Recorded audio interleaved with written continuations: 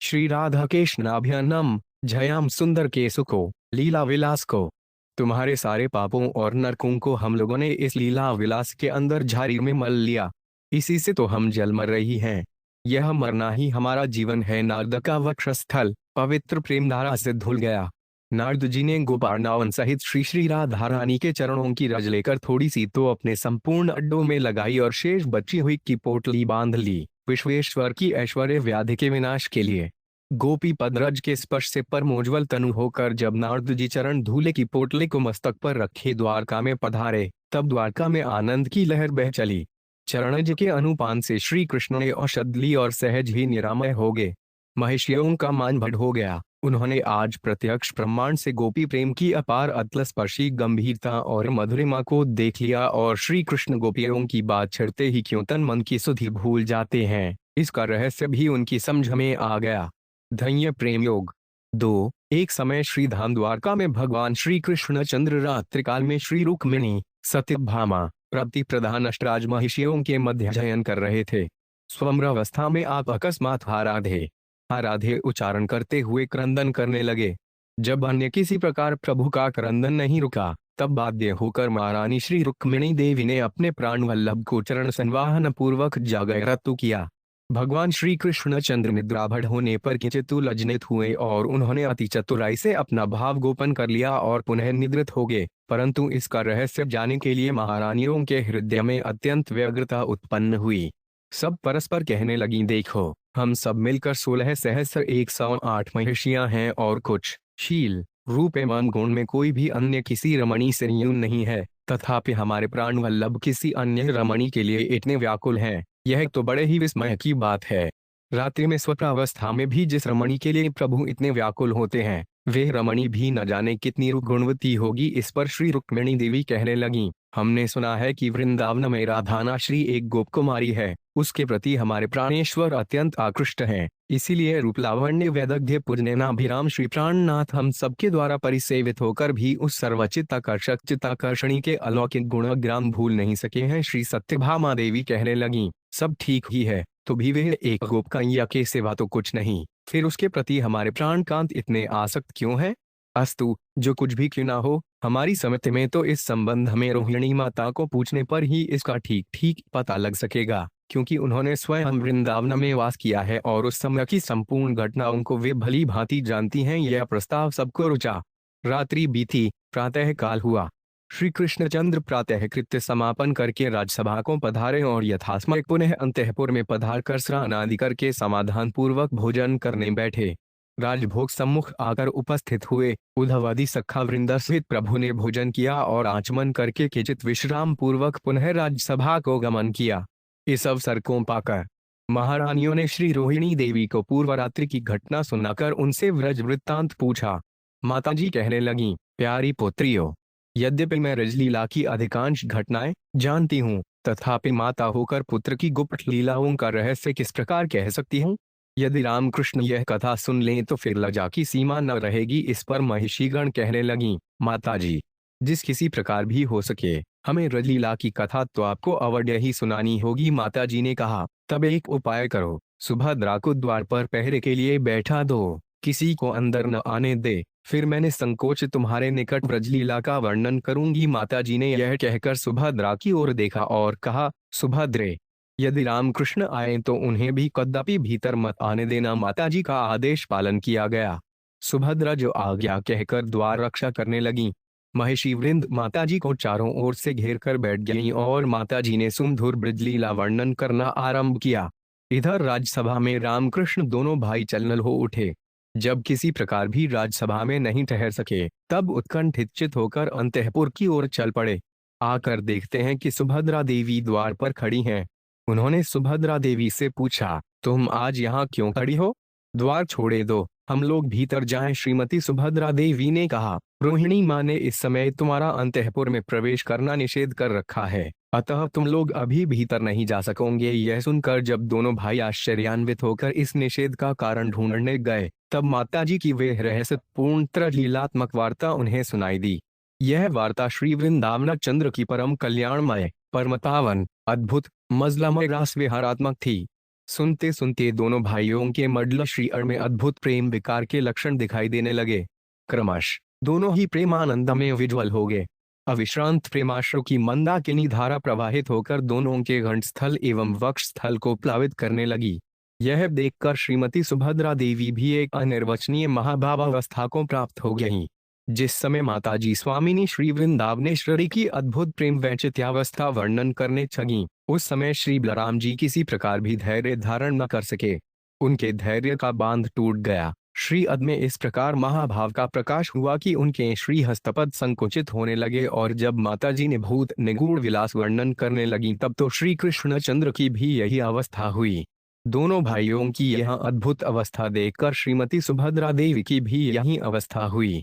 तीनों मल्ल स्वरूप ही महाभाव स्वरूपिणी स्वामिनी श्री वृंदावनेश्वरी के अपार महाभाव सिंधु में निमज्जित होकर ऐसी स्वसंवेद्यावस्था को प्राप्त हो गए कि वे लोगों के देखने में निश्चल स्थावर प्रतिमूर्ति स्वरूप परिलक्षित होने लगे। निश्चल, निर्वाकु, स्पंदरहित महाभावावस्था। अतिशय मनोपांच भिनिवेश पूर्वक दर्शन करने पर भी श्रीहस्तदावयव के चित्त भी परिलक्षित नहीं होते थे। आयुधराज श्री सुदर्शन ने भी विगलित होकर लंबिताकार धारण कर लिया।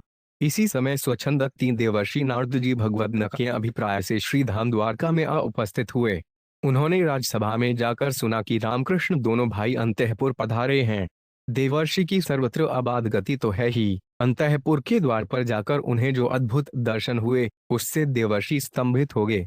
इस प्रकार का दर्शन उन्होंने पूर्व में कभी नहीं किया था। निज प्राणनाथ की ऐसी अद्भुत अवस्था के कारण का विचार करते हुए प्रेम विवश स्तंभ भाव को प्राप्त होकर देवर्षि भी वहीं चुपचाप खड़े रह गए। कुछ ही क्षण पश्चात जब माताजी ने पुनर्वार किसी एक रसांतर का प्रसड उठाया, तब उन सबको पूर्ववत स्वास्थ्य लाभ हुआ।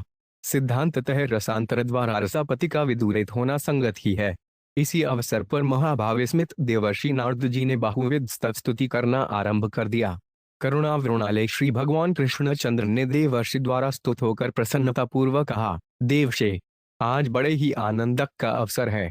कहिए, मैं आपका क्या प्रीति संपादन करूं। देवर्षि ने कर जोड़ प्रार्थना की, प्रभो, वर्तमान में यहाँ पर उपस्थित होकर आप सबका जो एक अदृष्टाश्रुतपूर्व महाभावावेश परिलक्षित हुआ है, स्वरूपत वे क्या पदार्थ है और किस प्रकार उस महाअवस्था का प्राकस्य हुआ, कृपया सविशेष उल्लेख करके दास को कृतार्थ कीजिए।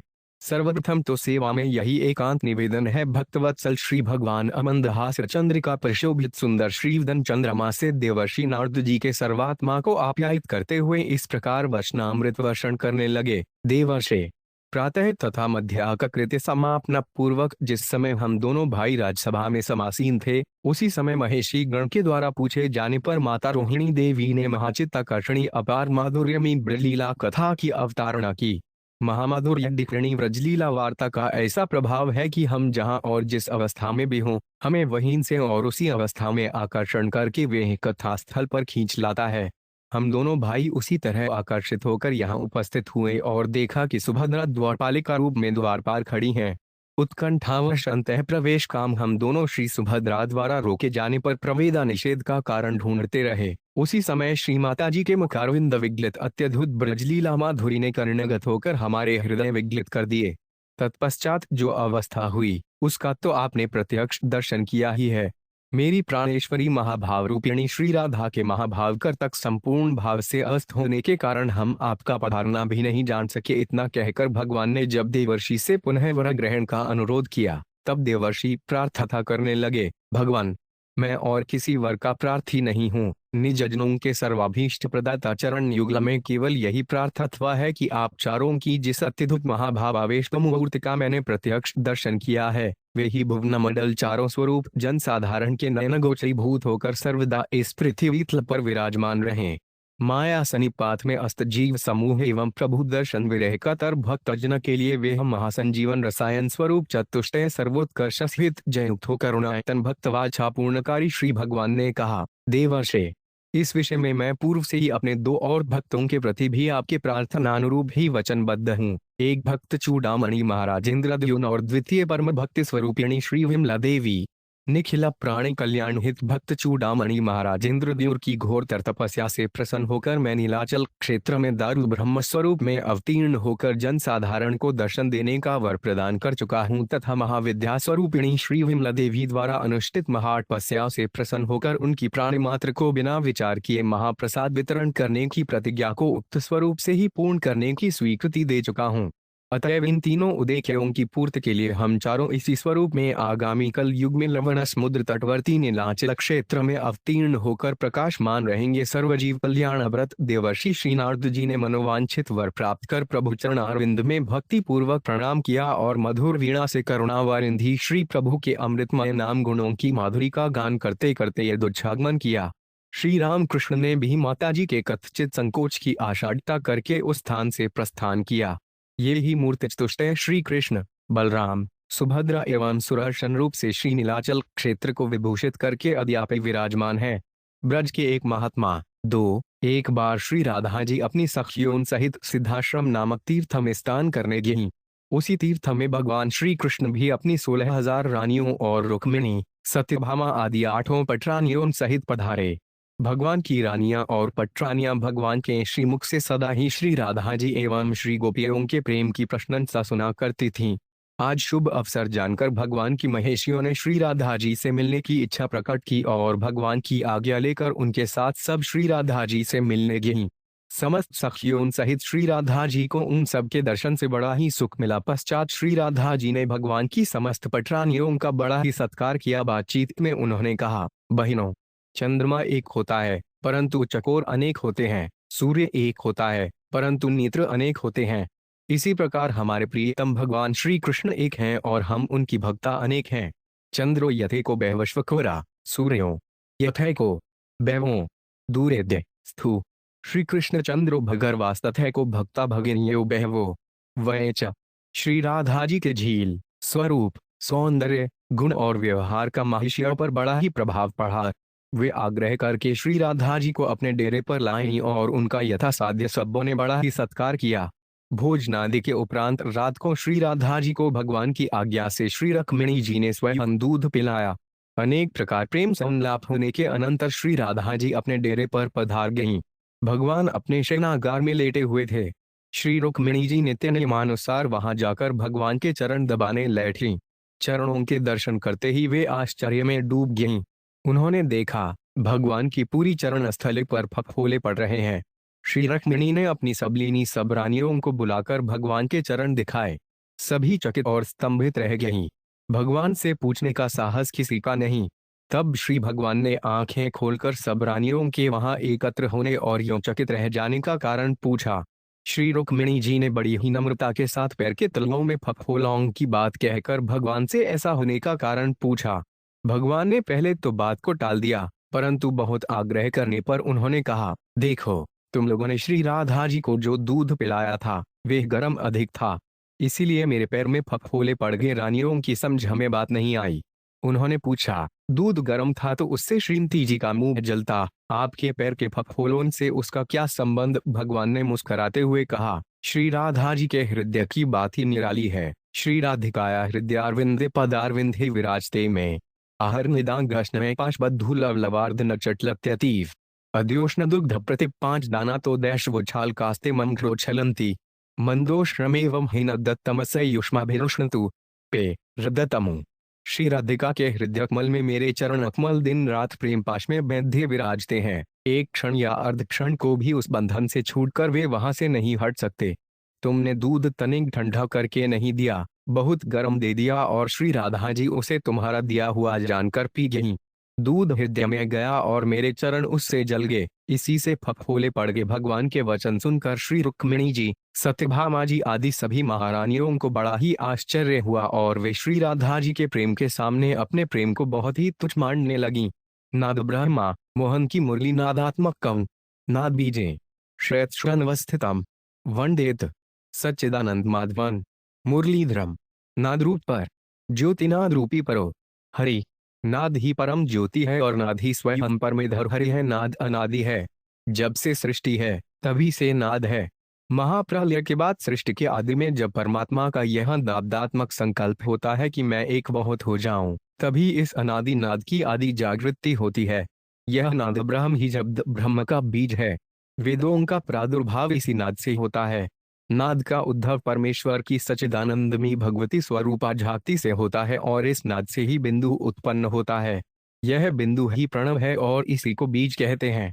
सच्चिदानंद विभात सकलात् परमेश्वरात् आसी शक्तिस् तत्तो नादस्तस्मादु बिंदुस्मुधव नादो बिंदुश्च बीजश्च एव त्रिविधो मत भिदामानात् पराद बिंदुर्भ्यात्मा रवो अबत श रव श्रुति संपन्न दाब्दो ब्रह्मावत परम।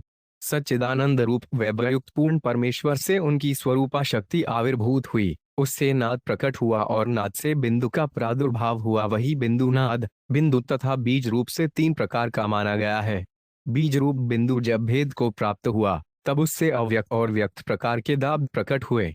व्यक्त शब्द ही श्रुति संपन्न श्रेष्ठ दाब ब्रह्म हुआ। यही नाद क्रमशः स्थूल रूप को प्राप्त होता हुआ समस्त जगत में फैल जाता है।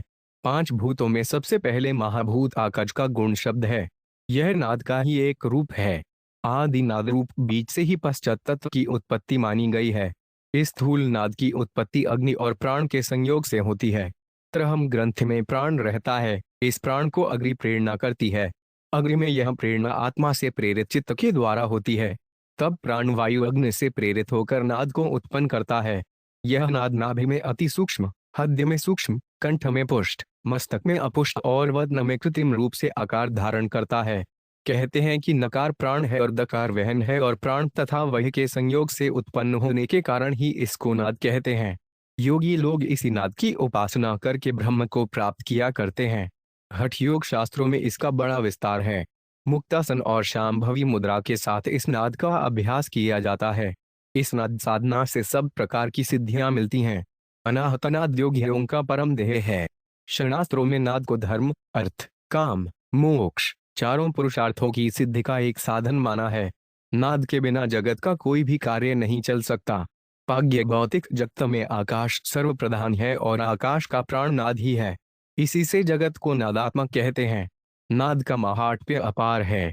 संगीत दर्पण की एक सुंदर उक्ति है कि देवी सरस्वती जी नाद रूपी समुद्र में डूब जाने के भय से ही वक्षस्थक में सदा तुम्बी धारण किए रहती हैं। नादाब्धेस्तु परें पार न जानाति सरस्वती अध्यापि मजन भया तुम बहती वक्षसी। संगीत और स्वर का तो प्राण ही नाद है। गीत, नृत्य और वाद्य नादात्मक है। नाद द्वारा ही वर्णों का स्फोट होता है। वर्ण से पद और पद से वाक्य बनता है।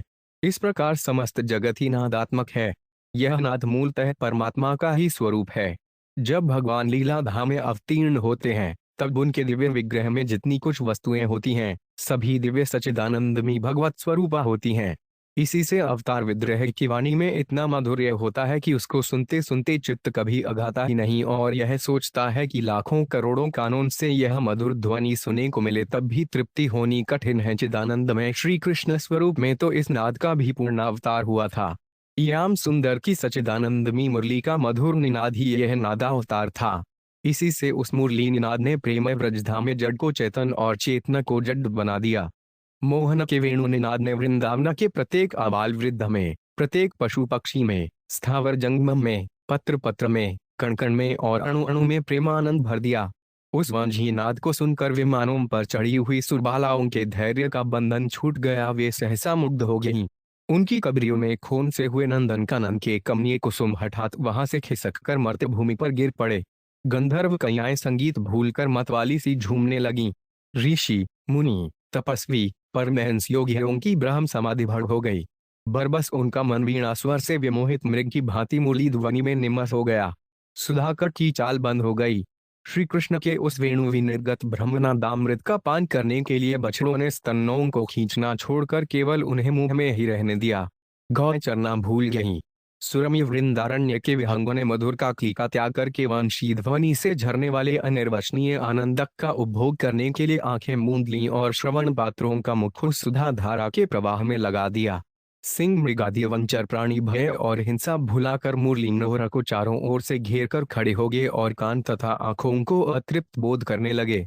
महिषी कालिंदी अपनी ऊर्मी भुजाओं को फैलाकर परम प्रियतम का आलिंगन करने के लिए दौड़ पड़ी। इस प्रकार दिव्य धाम की दिव्य सुधाधारा समस्त धरामंडल में बह चली। चेतन जीव जड़वत अचल हो गए और साक्षात रसराज की रसधारा से चलावित होकर वृक्ष ही नहीं सूखे काठ तक रुपए बरसाने लगे। सूरदास जी ने कहा है, जब हरि मुरली नागर कास्यो जंगम जड़ थावर चर कीन्हे पाहन जलज विकास्यो स्वर्ग पताल दसों दिस पूरन धुनि आच्छादित कीनो निसि हरि कल्लभ सम्मान बढ़ाई गोपिन कौसुख तीनों जड़ संभय जीव जल थल के तन की सुधि न सम्हारा सूर श्याम मुख बेनुब विराजत पलटे सब व्यवहारा। एक गोपी रसोई बना रही थी, इतने में मोहन की मुग्धकारिणी मुरली बजी। मुरली ध्वनि के साथ ही मुरलीधर की मधुर छवि गोपी के ध्यान नेत्रों के सामने आ गई। इधर उस रसवर्षणी मुरली ध्वनि ने रुपए बरसाकर चूल्हे की सारी लकड़ियों के हृदय को गीला कर दिया। उसमें से रुपए बहने लगा, आग बुझ गई। परम भाग्यवती सच्चिदानंद प्रेमिका गोपी प्रेम का उलाहना देती हुई सी बोली, मुरहर रंधनस्मय माँ कुरु मुरलीर्बन मथुरम नीर समेत धोरस्ता कृष्णानुस्पेति कृष्ण त्रुताम। हे मुरारे, भल्ला भोजन बनाते समय तो कृपा कर इस मुरली की मधुरता न छेड़ी करो। देखो, तुम्हारी मुरली ध्वनि से मेरा सूखा ईंधन रसयुक्त होकर रुपए बहाने लगता है, जिससे चूल्हे की आग बुझ जाती है। इस जादू भरी मुरली के नाद ने सबको उन्मत्त कर दिया। महान योगी भी इससे नहीं बचने पाए। बचते भी कैसे? योगियों की अमाहत नाद की जनी तो यह मुरली ही है। वंशी ध्वनि की महिमा गाते हुए भक्त कहते हैं, ध्यान बल्लात परमहंस कुलस्य भिंदन निंदन सुधाम धुरिमाणम धीर धर्मा कंदर पत्नास नधुरा मुहुरेव जनसन वंशणी ध्वन निर्जयति कंसनी शुद्धस्य। निर्बीज समाधिनिष्ठ परमहंसों की समाधि को हठा तोड़ डालने वाली, सुधा के माधुर्य को फीका बना देने वाली, धैर्यवान पुरुषों के धैर्य को तोड़कर उनकी अधीरता को उत्तेजित करने वाली, कामदेव पर विजय दुंदु भी बजाकर उसको अपने जड़ासन में रखने वाली भगवान श्री कृष्ण की यह वंशी ध्वनि विश्व में सबोर विजनी हो रही है। वृंदावन निवासी चराचर जीवों का परम सौभाग्य था जो वे इस वंशी ध्वनि को सुनते थे, और उन गोपीजनों के भाग्य की तो ब्रह्मादि देवतागण भी ईर्ष्या करते हैं, जिनका आवाहन करने के लिए मोहन स्वयं अपनी इस मधुर मूल्य की मधुरतान छेड़ा करते थे। वे सुनती थीं और मुग्ध होती थीं, चेतना का विसर्जन कर देती थीं, परंतु सुनना कभी छोड़ती ही नहीं थीं। संध्या को गोधूले के समय जब प्राणधन याम सुंदर वन से लौटते थे, उस समय व्रज बालाओं के झुंड घरों से निकलकर रास्तों में उनकी प्रतीक्षा करते थे। एक दिन एक नवीन व्रज गोपी मुरली ध्वनि की प्रतीक्षा में घर के बाहर दरवाजे पर खड़ी थी। उसे देखकर वंशणी और वंशीधर की महिमा का व्याज से बखान करती हुई दूसरी महाभागा गोपी कहती है, सुनती हो कहा भजी जाहु घरे बिंत डॉगी नैन के बानन में, यह बंसी निवाज भरी बिग सौ बगरावती है बिष्प्रानन में। अभी सुधी भूलिया हो भोरी भटू भैवरो जब मीठी सीतानन में, कुलकानी जो आपने राखे चहो दे रहो अगुरी दो कानन में। वेशीनाथ से आकृष्ट गोपीजनों की प्रेम विह्वल दशा का वर्णन भगवान वेद व्यास जी ने भागवत में बहुत ही सुंदर रूप से किया है। भागवत को वेणुगीत प्रसिद्ध है। भावुक भक्त जन उसे अवश्य पढ़े सुने। भक्त गसखान कहते हैं, कौन ठगौरी भरी हरी आजू बड़ाई है बांसुरी अरंग भिनी तान सुनी जिन्हीं तिन्हीं तब ही को लाज विदा करे दीनी। घूम घरी घरी नंद के द्वार नवीनी कहा कहूँ बात प्रभनीनिया, ब्रजमंडल में रसखानी सुकौन भटू जो लटू नहीं कीनी। बजी सुबजी रसखानी बज्जी सुने के अब गोकुल बाल न जी है, न जी है कदाचित कानन को अब कान परी बहतान अजी है। अजी है बचाओ उपाय नहीं, अबला पर आनी कैसेन सजी है। सजी है हमारो कहा बस है, जब बैरिन बांसुरी फेरी बजी है। आजो अली एक गोपली बड़बावरी न कुना अंग संभारे, मातु अघात न देवन पूजत डॉट सासु सयानी सयानी पुकाराय। यह खानी फिरी सगरे ब्रज आन को आन उपाय विचाराय, को उना कानहर के करते वह बैरन बांसुरिया गहे डाराय। ऐ सजनी वह नंद कुमार सुया बंथेनु चराड़ रहो है, मोहनी तानन गोधन गायन बेनु बजाय रिझाड़ रही है। ताही समय का छूटोनी करो रसखानी ये सुसमाई रहो है, को उन काहू की काने करे सिगरी ब्रजबीर बिकाई रहो है। मोहन की मुरली से प्रभावित ब्रजधाम की कुछ कल्पना भक्त कवि के उपरयुक्त ग्रावडोन से की जा सकती है। एक गोपी बांसुरी से तंग आकर अपनी सखियों से कहती है, अब कन्हे भय बस बांसुरी के, अब कौन सखी हमको और चाहिए। वह रात दिना से लागी रहे, यह स्वत को शासन को सही है। जिन मोह लियो मन मोहन को रसखानी सूक्यु ना हमें दाय है। मिले आओ सब्बे कहूँ भाज चलें, अब तो ब्रज में बैसुरी रही है। दूसरी एक बांस के साथ बांस की बनी बांसुरी की तुलना करके और उसे वांझड़ा का नाम बिगाड़ने वाली बतलाती हुई कहती है, वह मददायक अंधने के, तुम अछिंदु की सुचाल बिगाड़ हो। वह जल था बतावत हैं, तुम प्रेम अथाह के बारिधि पारी। वह बरबास बसाए भले तुम बास छोड़ाए उदार में डास्यो। का कहिए हरि की मुरली, तुम आपने बंस को नाम बिगाड़ घो। दूसरी कहती है, हमारी मुरली तेरे सौभाग्य का क्या कहना है। अधर से जनासा बिजन स्वर में चरण दबाए अरि सुहागिनी मुरलिया लियोस याम बिलमाए। तीसरी एक मुरली के साथ ईर्ष्या करती हुई बड़े व्यंग्ययुक्त दाब्दों में मुरली से पूछती है, मुरली कौन तब तय कियो। रहत गिरधर मुख है लागी, अधर कौड़ पे पियो। नंद नंदन पाने पर से तो ही तन मन दियो। सूर श्री गोपाल बस किए, जगत में जस लियो। मुरली उत्तर देती है, तब हम बहुत भांति करनी। हेम बरघा सही सिर पे, घाम तन्हे जस्यो। काटी विधि सप्त सुर सौण, यो छू छो करयो। तुम्हें बेग बुला ले कौ लाल अधरन धर नबो। इतने तप में किए, तब ही लाला है गिरधर बरचो सूर श्री गोपाल। सेवत सकल कारज सर्घो, मैंने बड़े बड़े तप किए हैं। जीवन भर सिर पर जाड़ा और वर्षा सहती रही। ग्रीष्म की ज्वाला में मैंने तन को तपाया। काटी गई झाड़ी को सात स्वरों से छिदवाया। हृदय की शून्य कर दिया, कहीं कोई गांठ नहीं रहने दी। इतना तप करने पर लाल ने मुझको वरा है। प्राणधन श्री गोपाल के अधरामृत का पान चाहने वाले प्रत्येक भक्त को वांशी की इस साधना का अनुकरण करना चाहिए। याद रहे, जब तक लौकिक सुख दुख में समता और सहिष्णुता नहीं आती, जब तक प्रियतम प्रभु के लिए तन मन की बलि नहीं दे दी जाती, जब तक हृदय को अन्य वासना ग्रंथियों से सर्वथा शून्य नहीं कर लिया जाता, तब तक प्रियतम के मधुर आलिंगन का सुख हमें नहीं मिल सकता। परंतु जो मूल्य की भांति साधना में प्रवृत्त होगा, वही इस मधुर ध्वनि को भली भांति सुन सकेगा।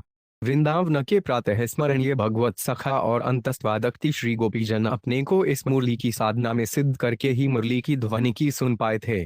उस मुरली में क्या बचता है और उससे जगतू को क्या दिया जाता है?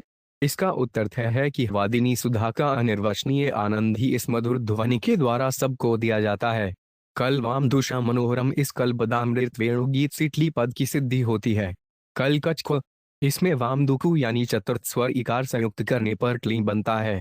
यह मनोहर है यानी मन के अधिष्ठात्री देवता चंद्र को या चंद्र बिंदु को हरण करता है। अतएव कलनई के संयोग से क्ली बनता है। यह क्ली काम बीज है।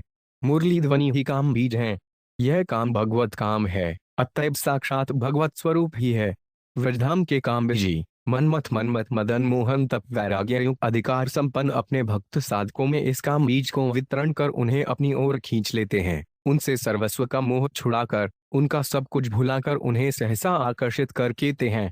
साथ ही नसकों की ओर आकर्षित करने वाले, मन और इंद्रियों को विशुद्ध कर आत्मा का पतन करने वाले, विषय विष का पान करने के लिए उन्मत्त बनाने वाले गंदे काम के वशीभूत हुए जगत के जीवों को भी उस घृणित कामजाल के फंदे से छुड़ाकर पवित्र मधुर रस का आस्वादन कराने के लिए इस चिन्मय नाद का संचार करते हैं। काम बीज की बड़ी महिमा है। भगवान का सृष्टि संकल्प ही काम बीज है। यही नाद स्वरूप है। इसी से सृष्टि होती है और यही जगतु स्वरूप बन जाता है। शास्त्र स्थली रूप काम बीज से पद्मभा भूतों की उत्पत्ति बतलाते हुए इसका स्वरूप निर्देश करते हैं। ककारों नायक कृष्ण, सचिदानंद विग्रह, इंकार प्रकृति राधा महाभाव स्वरूपिणी, लक्ष्मानंदात्मक प्रेम सुख अन्न परिकीर्तितम, चुम्बनाइलेश मधुर्य बिंदुनान समीरितम। ककार सचिदानंद विरह नायक श्री कृष्ण है। इकार महाभाव स्वरूप प्रकृति श्री राधा है। लकार इन नायक नायिका के मिलनात्मक प्रेम सुख का आनंदात्मक निर्देश है और नाद बिंदु इस माधुर्यामृत सिंधु को परिस्फुट करने वाले हैं। यह श्री राधा कृष्ण का मिलन दिव्य है। यह आत्मरमण है। आत्माराम पांच पेरी रमत नौ, यह अपने ही स्वरूप में सच्चिदानंद भगवान की लीला है। इस लीला का विकास क्ली रूप मुरलीनाद से ही होता है। यह मुरलीनाद स्वयं सच्चिदानंदमय है, ब्रह्म रूप है। यही नाद ब्रह्म है। मधुर स्वर सुना दो प्यारे ब्रजेंद्र नंदन, तुम्हारी विश्व जन मन मोहिनी मुरली के मधुर स्वर में कितनी मादकता है। जिस किसी के कर्ण रस में एक बार भी वह स्वर प्रवेश कर जाता है, उसी को तुरंत पागल बना देता है। वह फिर संसार के विषयजन्य मंदरसों को विस्मृत कर एक दिव्य रस का आस्वाद पाता है। लज्जा संकोच धैर्य गांभीर्य कुछ मान लोक परलोक सभी कुछ भूल जाता है। उसके लिए तुझ पार्थिव विलास रस संपूर्ण रूप से विनष्ट होकर एक अपूर्व स्वर्गीय अलौकिक रस का प्रादुर्भाव हो उठता है। उसकी चित्तवृत्तियों की सारी विभिन्न गतियां रुक जाती हैं और वे सब की सब एक भाव से, एक ही लक्ष्य की ओर, एक ही गति से प्रवाहित होने लगती हैं। एक ऐसा नशा शरीर मन पर छा जाता है कि फिर जीवन भर वे कभी उतरता ही नहीं। जब कभी उतरता है तो अहम को लेकर ही उतरता है। ऐसे ही नशों में चूर भाग्यवती ब्रजबालाओं ने कहा था, दूध दुहलो सिरो परची, तातो न जमायो भीर, जामन दयो सो धरंची, धर चौई खट्टाएगो, आन हाथ आन पाए सभी के तब ही ते, जब ही ते, रसखानी तानी सुनाएगो, ज्यों ही नर त्यों ही नारी, तैसी ये तरुणी बारी, कहिए कहा री, सब ब्रज बिलाएगो, जानिए आली, यह छोहक जसोमती को, बांसुरी बजाएगो की, बिंग बगराएगो एर सखानी। जिस शुभ क्षण में ब्रजमंडल में तुम्हारी वेशी बज्जी, उस क्षण ब्रज के प्रेमी जीवों की क्या दशा हुई थी। इस बात का मधुरातिमधुर अनुभव उन्हीं सौभाग्यशाली भक्तों को होता है। हम लोग तो उसकी कल्पना भी नहीं कर सकते।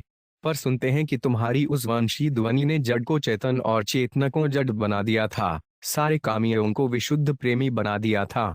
तुम्हारे मुरली निनाद को सुनकर सांसारिक भोगों की सबकी सारी कामनाएं क्षण भर में नष्ट हो गई थी और संसार के प्रिय से प्रिय पदार्थों को तृणवत त्याग कर सबका चित्त केवल एक तुम्हारी ओर ही लग गया था। यही तो सच्चा प्रेम है। जब तुम्हारे लिए, तुम्हारे प्रेम के लिए अपने सारे सुख, सारे भोग, सारे आनंद, यहाँ तक कि मुक्तित्व का त्याग करने की तैयारी होती है, तभी तो तुम्हारा प्रेम प्रस्फुटित होता है। फिर संसार में रहने या उसके त्याग करने से कोई मतलब नहीं रह जाता। फिर तो तुम जहां जिस तरह रखना और जो कुछ भी करवाना चाहते हो, उसी में परम सुख मिलता है, क्योंकि फिर जीवन का ध्येय केवल तुम्हारी रुचि और इच्छा का अनुसरण करना मात्र रह जाता है। यही तो ज्ञा प्रेम की है। भोग में रहकर भोगों को अपना भोग्य न समझना, संसार में रहकर संसार को भूल जाना, जगत में रहकर अपने आप को सारे जगत सहित तुम्हारे चरणों में अर्पण कर देना, केवल तुम्हारा होकर तुम्हारे लिए ही जीवन धारण करना और सैंपेरे की पूंगी ध्वनि पर नाचने वाले सांप के समान निरंतर प्रमत्त होकर वांझी ध्वनि के पीछे पीछे अप्रमत्त रूप से नाचना, जिसके जीवन का स्वभाव बन जाता है, वही तो तुम्हारा प्रेमी है। कहते हैं फिर उसको तुम्हारी वैशी ध्वनि नित्य सुनाई देती है। क्षण क्षण में तुम्हारा मनमोहन मुरलीस्वर उसे पथ प्रदर्शक की मशाल के समान मार्ग दिखलाया करता है। वे प्रेमी महात्मा धन्य हैं जो तुम्हारे इस प्रकार के प्रेम को गप्त कर त्रैलोक्य पावन पदवी पर पहुंच चुके हैं। हम तो नाथ इस प्रेम पाठ के अधिकारी नहीं हैं। सुना है कि परम वैराग्यवान पुरुष ही इस प्रेम पाठशाला में प्रवेश कर सकते हैं, नहीं तो यह प्रेम का पारा फूट निकलता है और सारे शरीर मन को क्षत विक्षत कर डालता है। प्रेम का पारा वैराग्य से ही शुद्ध होता है। वैराग्य के अभाव में तो नीच काम प्रेम के सिंहासन पर बैठकर सारी साधनाओं को नष्ट भ्रष्ट कर डालता है। अतएव प्रभो, भोगों में फंसे हुए हम संसारी जीव इस दिव्य प्रेम लीला की बात करने का दुस्साहस कैसे कर सकते हैं। हम तो दीनहीन पतित पामर प्राणी हैं, तुम्हारे पतित पावन स्वरूप पर भरोसा किए दरवाजे पर पड़े हैं, परंतु नाथ हमें न श्रद्धा है, न भक्ति है और न प्रेम है। फिर किस मुंह से तुमसे कहें कि प्रभो तुम हमारी रक्षा करो। तुम भक्ति के परम सखा हो, जो जगत का सारा भरोसा छोड़कर केवल तुम्हारी दया पर ही निर्भर करते हैं, उनकी तुम रक्षा करते हो। हम तो संसारासक्त भक्तिहीन दीन प्राणी हैं, किस साहस से तुमसे उद्धार के लिए प्रार्थना करें। परंतु नाथ तुम दीन बंधु हो, तुम अनाथनाथ हो, तुम अकारण ही कृपा करते हो। सुना है कि तुम केवल दुखियों और दुराचारियों का दया या दमन के द्वारा परित्राण करने के लिए ही जगत में बार बार अवतार कहते हो। प्रभो हम सा दुखी और दुराचारी और कौन होगा। दुखियों के दुख और पतितों के पातक तुम्हारे सिवा कौन नाश करेगा। तुम ही तो अशरण के झरण और अनाथ के नाथ हो। तुम ही तो अगत के गति और निर्बल के बल हो। तुम ही तो श्रेयमयी जनी की भांति अपनी दुर्गुण संतान से स्तर्य करने वाले हो। प्रभो बताओ, तुम्हें छोड़कर इस विपत्ति पद से निकालने के लिए किसको पुकारें। ऐसा कौन है जो तुम्हारी तरह बिना ही हेतु दया करता है। प्रभो हमें इस दुख सागर से पार करो, बचाओ। नाथ तुम ही ने पापानल से संतप्त पतित अजामिल को एक ही नाम से प्रसन्न होकर पावन कर दिया था। तुम ही ने जल में अनाथ की भांति डूबते हुए गजेंद्र की दौड़कर रक्षा की थी और तुम्हीन भरी सभा में विपद्यस्त द्रौपदी की लाज को बचाया था। इसलिए हे दीन बंधु, अब तुम अपनी ओर देखकर ही हमें अपनाओ और हे नाथ दया करके एक बार तुम्हारी उस मोहिनी मुरली का वह उन्मादकारी मधुर स्वर सुना दो जिसने व्रजवनिताओं को श्री कृष्ण तपराणा बना दिया था। वह दिन कब आएगा प्यारे नटवर? तुम ही बताओ कि मेरा चिरवांछित वह सुदिन कब आएगा? दुलारे चित चोर, तुम ही कहो कि वह शुभ घड़ी, वे सुहावना सरस समय, वे परम प्रिय अनमोल पल, वे भाग्योदय का मुहूर्त कब होगा, जब ये चिरतृषित नेत्र उस अनूपरूप माधुरी का पान करके अन्य किसी भी छवि को न देख सकेंगे? आहा, वह समय बड़ा ही अनमोल होगा, जब प्रियतम का करोड़ों चंद्रमाओं को लजाने वाला मोहन मुखड़ा घनिया मेघ से निकल पड़ेगा और अपनी विश्वमोहिनी चटकीली चांदी से विश्व को चमका देगा। उस समय कोयल पशनम स्वर में कुहुकुहद की ध्वनि से अपने प्राणाधार को पुकार उठेगी। पपीहा पी कहाँ की रट से प्रेमिका को अधीर कर देगा। मीर के शोर से सहसा हृदय में चोट लग जाएगी। योगी चग्याल चितवन से उस नवीन चंद्र की ओर त्राटक ठगा लेंगे और प्रकृति देवी उस अलौकिक सौंदर्य की झांकी पर थिरक थिरक नाचने लगेगी। भक्त मंचोर, सच कहना, यह चोरी की कला तुमने किससे और कब सीखी? सुनते हैं तुम ब्रजललनाओं से बड़े इठलाते हो, उनका माखन चुरा लेते हो और कोई कोई तो यहाँ तक कहते हैं कि उनका सर्वस्व लूट लेते हो। यदि बात सत्य है तो क्या मैं भी तुम्हारी इस लूटपाट का एक नवीन पात्र बन सकता हूँ? क्या मैं भी तुमसे कह सकता हूँ कि ए अनोखे चोर, मेरा भी चित चुरा लो? क्या मेरी ओर से तुम्हारा नाम मंचोर न पड़े? गोपी कुमार, वह समय कब आएगा जब मैं तुम्हें कदम पर मंद मंद हास्य करते हुए बांसुरी की मधुर तान छेड़ते सुनूंगा, जिसे सुनकर ब्रजललनाएं अपने घर द्वार, पति पुत्र, कुटुंब परिवार का परित्याग करके तुम्हारी ओर बलात् खिंच जाती थीं। लीलामय, सुना है तुम्हारी मुरली में विचित्र आकर्षण है, उसके स्वरों में अपार अनोखापन है। बांसुरी तो मैंने बहुत सुनी है, पर तुम्हारी बांसुरी तो गजब कर देती है। देवता और मनुष्यों की कौन कहे, पशु पक्षी तक उस ध्वनि को सुनकर स्तब्ध हो खाना पीना भूल जाते हैं। सुना है अब भी तुम वृंदावन की कुजों में वही रागतान छेड़ते हो और भाग्यवान भक्तों को अब भी तुम्हारी वंशनी की ध्वनि स्पष्टतया सुनाई देती है। यदि तुम्हारी कृपा दृष्टि हो गई तो तुम उन्हें अपने मोहन मुखड़े का दर्शन दे कृतकृत्य कर देते हो। पतित पावन, क्या मुझे प्रेम के प्याले की एक बूंद पान करने का भी अवसर न मिलेगा? क्या तुम्हारी यही इच्छा है कि तुम्हारा एक प्रेम पथ पस्थित तुम्हारे प्रेम पथ से गुमराह हो जाए और कंटीले जंगलों में भटकता रहे? यह तो बिल्कुल सच है कि मेरे अंदर ब्रजललनाओं का सा प्रेम नहीं, केवटके से प्रेम लपेटे अटपटे बयान नहीं, गज का सा आर्तनाद नहीं, प्रहमदा की सी अनयता, निष्कामता नहीं, धर्व का सा विश्वास नहीं, द्रौपदी की सी पुकार नहीं, सूरदास की सी लगन नहीं और गोस्वामी तुलसीदास का सा भरोसा नहीं। फिर भी तुम ठहरे पतित पावन और मैं ठहरा तुम्हारा एक पतित। यदि तुम्हारा दावा है कि मैं पतित से पतित का भी उद्धार करता हूं तो मैं इसी नाते तुमसे कहता हूं और करबद्ध प्रार्थना करता हूं कि वह दिन कब आएगा जब तुम इस पतित का उद्धार करके अपने पतित पावन नाम को सार्थक करोगे? मेरे हृदय के राजा, वह दिन कब आएगा जब मैं सांसारिक झटों को छोड़ विषयों से मुख मोड़ सोने की बेड़ी तोड़ तुम्हारे पाद पदियों से संबंध जोड़ेगा? कब तुम्हारे चरणों का स्पर्श करके शांति लाभ करूंगा? तुम्हारे कमलनयनों को देखकर तृषित नेत्रों को शांत करूंगा। तुम्हारे मुख कमज को निरख निरख कलेजे की कसक को मिटाऊंगा और तुम्हारी सुखमयी गोद में बैठकर तुम्हारे शीतल कर स्पर्श से उस आनंद का अनुभव करूंगा जिसका करोड़ों जिद्लाएं भी मिटकर वर्णन नहीं कर सकती। वह दिन कब आएगा जब मैं भी बिल्वमठ की नाई कहूंगा, बाह छुड़ाए जात हो, निबल जानी क्या मोहे हृदय ते। जब जाओगे मर बदोंगो तो ही तुम आगे आगे भागते जाओगे और मैं पीछे पीछे दौड़ता रहूंगा और तब तक नहीं छोड़ूंगा जब लग तुम पकड़े न जाओगे। मैं जीवनाधार, अब न तरसाओ, बस बहुत हो चुका। सभी बातों की एक सीमा होती है, सभी कामों का एक अंत होता है। का वर्षा सब कृषि सुखाने, यदि मिलना ही है तो अभी मिलो, इसी क्षण मिलो। मैं कब से तुम्हारी प्रतीक्षा कर रहा हूँ। देखते देखते आंखें फूट गईं, योते रोते आंसू सूख गए, पुकारते पुकारते गला बैठ गया, पर तुम न आए। हृदय कपाट हर समय तुम्हारे लिए खुले पड़े हैं और प्रेम शया भी बिछी है, तुम जब चाहो उस पर जयन कर सकते हो। तुम्हें यह कहने का भी अवसर नहीं मिलेगा कि द्वार खटखटाया पर उत्तर न मिला। द्वार खुला रहने से चोर डाकू बड़ा तंग करते हैं, पर तुम्हारे ही कारण मैंने उसे खोल रखा है और तब तक खुला रखूंगा जब तक उनका तनिक भी अस्तित्व रह जाएगा। यदि मैं यह समझ लूं कि तुम नहीं आओगे तब भी मुझे विधास नहीं हो सकता, क्योंकि तुम्हें आना ही पड़ेगा। अब मैंने समझा, तुम्हारे कर्णरंध्र तक मेरी करुण पुकार नहीं पहुंची है, नहीं तो तुम अपना वाहन छोड़ पैदल ही दौड़ चले आते। याद रखो, यदि देर करके आए तो तुम मुझे नहीं पा सकते। प्राण त्रिशातुर के रहें, थोड़े हूँ जलदान, पाँच है जल भरी सहस घट डारे हूँ मिले न प्राण। एक लालसा जीवन का परम ध्येय स्थिर हो जाने पर जब उसके अतिरिक्त अन्य सभी लौकिक पारलौकिक पदार्थों के प्रति वैराग्य हो जाता है, तब साधक के हृदय में कुछ दैवी भावों का विकास होता है।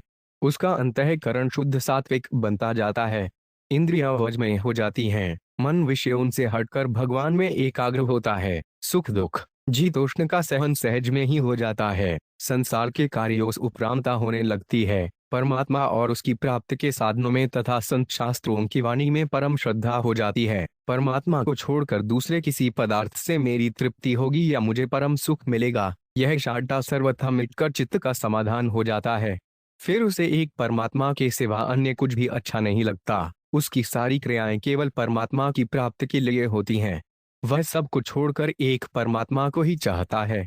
इसी का नाम मुमुक्षा या शुभेच्छा है। मुमुक्षा तो इससे पहले भी जागृत हो सकती है, परंतु वे प्रायः अत्यंत तीव्र नहीं होती। विवेक, ध्येय का निश्चय, वैराग्य, सात्विक षट संपत्ति आदि की प्राप्ति के बाद जो मुमुक्षुत होता है, वही अत्यंत तीव्र हुआ करता है। भगवान श्री शंकराचार्य ने मुमुक्षुत्व के तीव्र, मध्यम, मंद और अति मंद, ये चार भेद बतलाए हैं। आध्यात्मिक, आदि भौतिक और आदि दैविक भेद से त्रिविध होने पर भी प्रकार भेद से अनेक रूप दुखों के द्वारा सर्वदा पीड़ित और व्याकुल होकर जिस अवस्था में साधक विवेक पूर्वक परिग्रह मात्र को ही अनर्थकारी समझकर त्याग देता है, तब उसको तीव्र मुमुक्षा कहते हैं। त्रिविध ताप का अनुभव करने और सत परमार्थ वस्तु को विवेक से जाने के बाद मोक्ष के लिए भोगों का त्याग करने की इच्छा होने पर भी संसार में रहना उचित है या त्याग देना, इस प्रकार के अनेक प्रकार के मानसिक और शारीरिक रोग आदि से होने वाले दुखों को आध्यात्मिक, अनावृष्टि, अतिवृष्टि, वज्रपात, भूकंप, दर्द दुर्घटना आदि से होने वाले दुखों को आदिदैविक और दूसरे मनुष्यों या भूत प्राणियों द्वारा प्राप्त होने वाले दुखों को आदि भौतिक कहते हैं। संदाय में झूलने को मध्यम मुमुक्षा कहते हैं।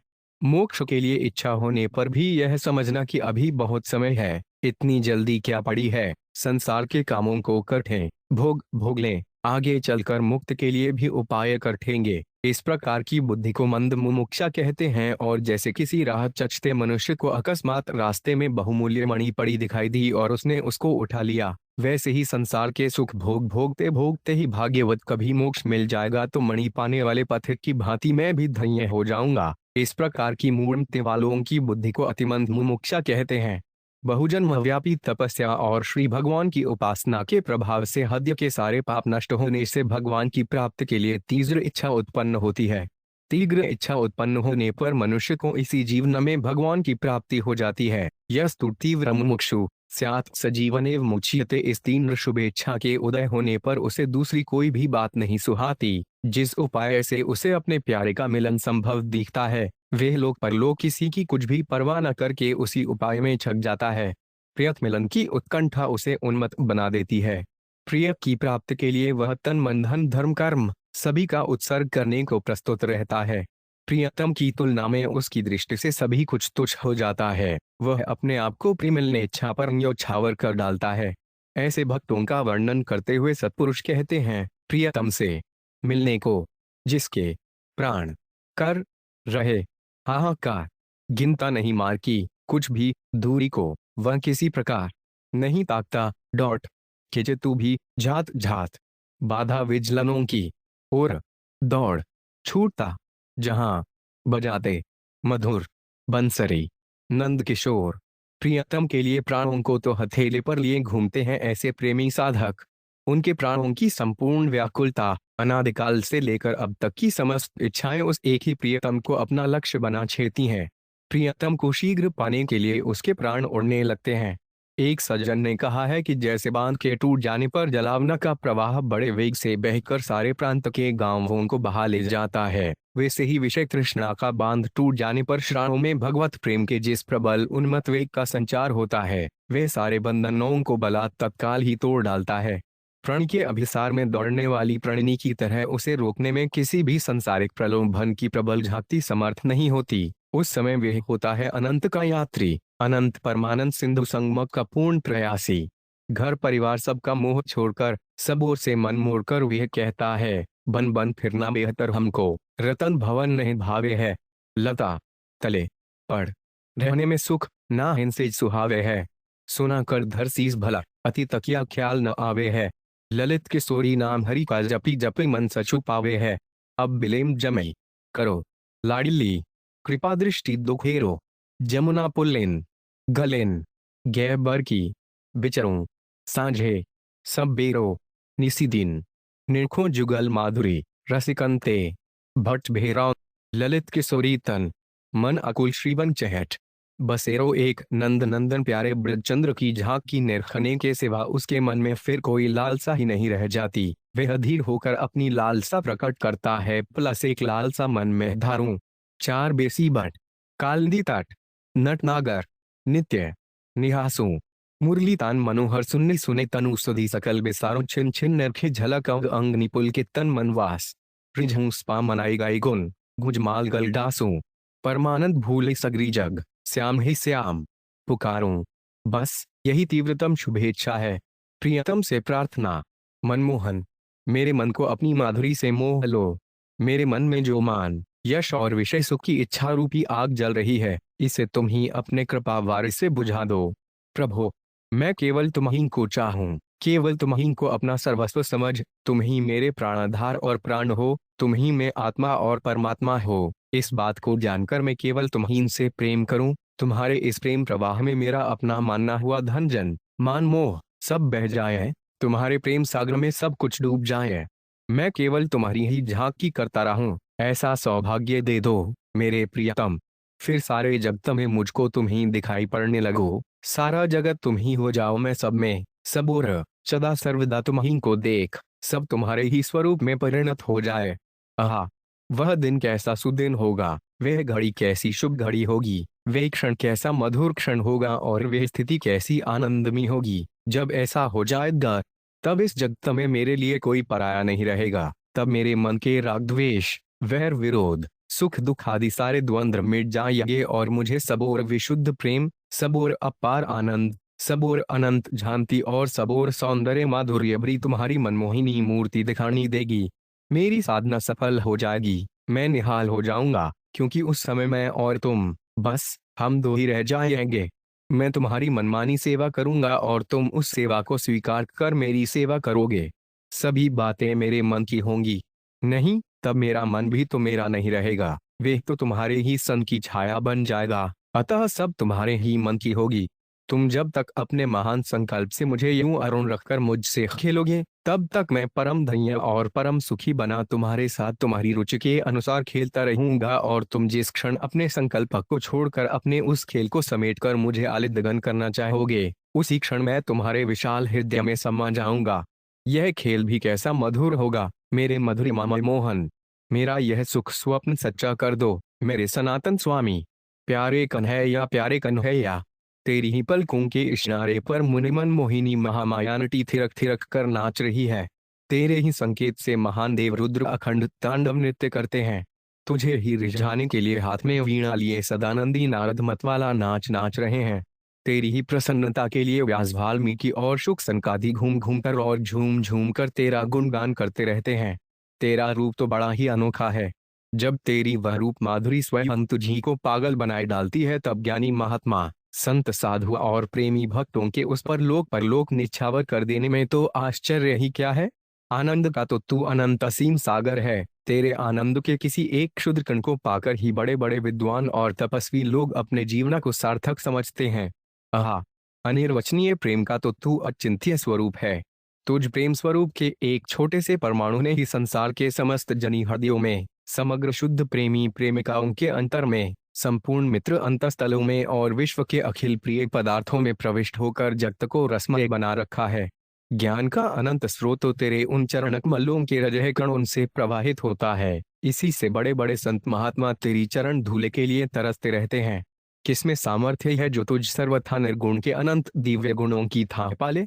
ऐसा कौन झांकती संपन्न है जो तुझ ज्ञान स्वरूप प्रकृति पर परमात्मा के अपराकृत ज्ञान की जोश सीमा तक पहुँचे।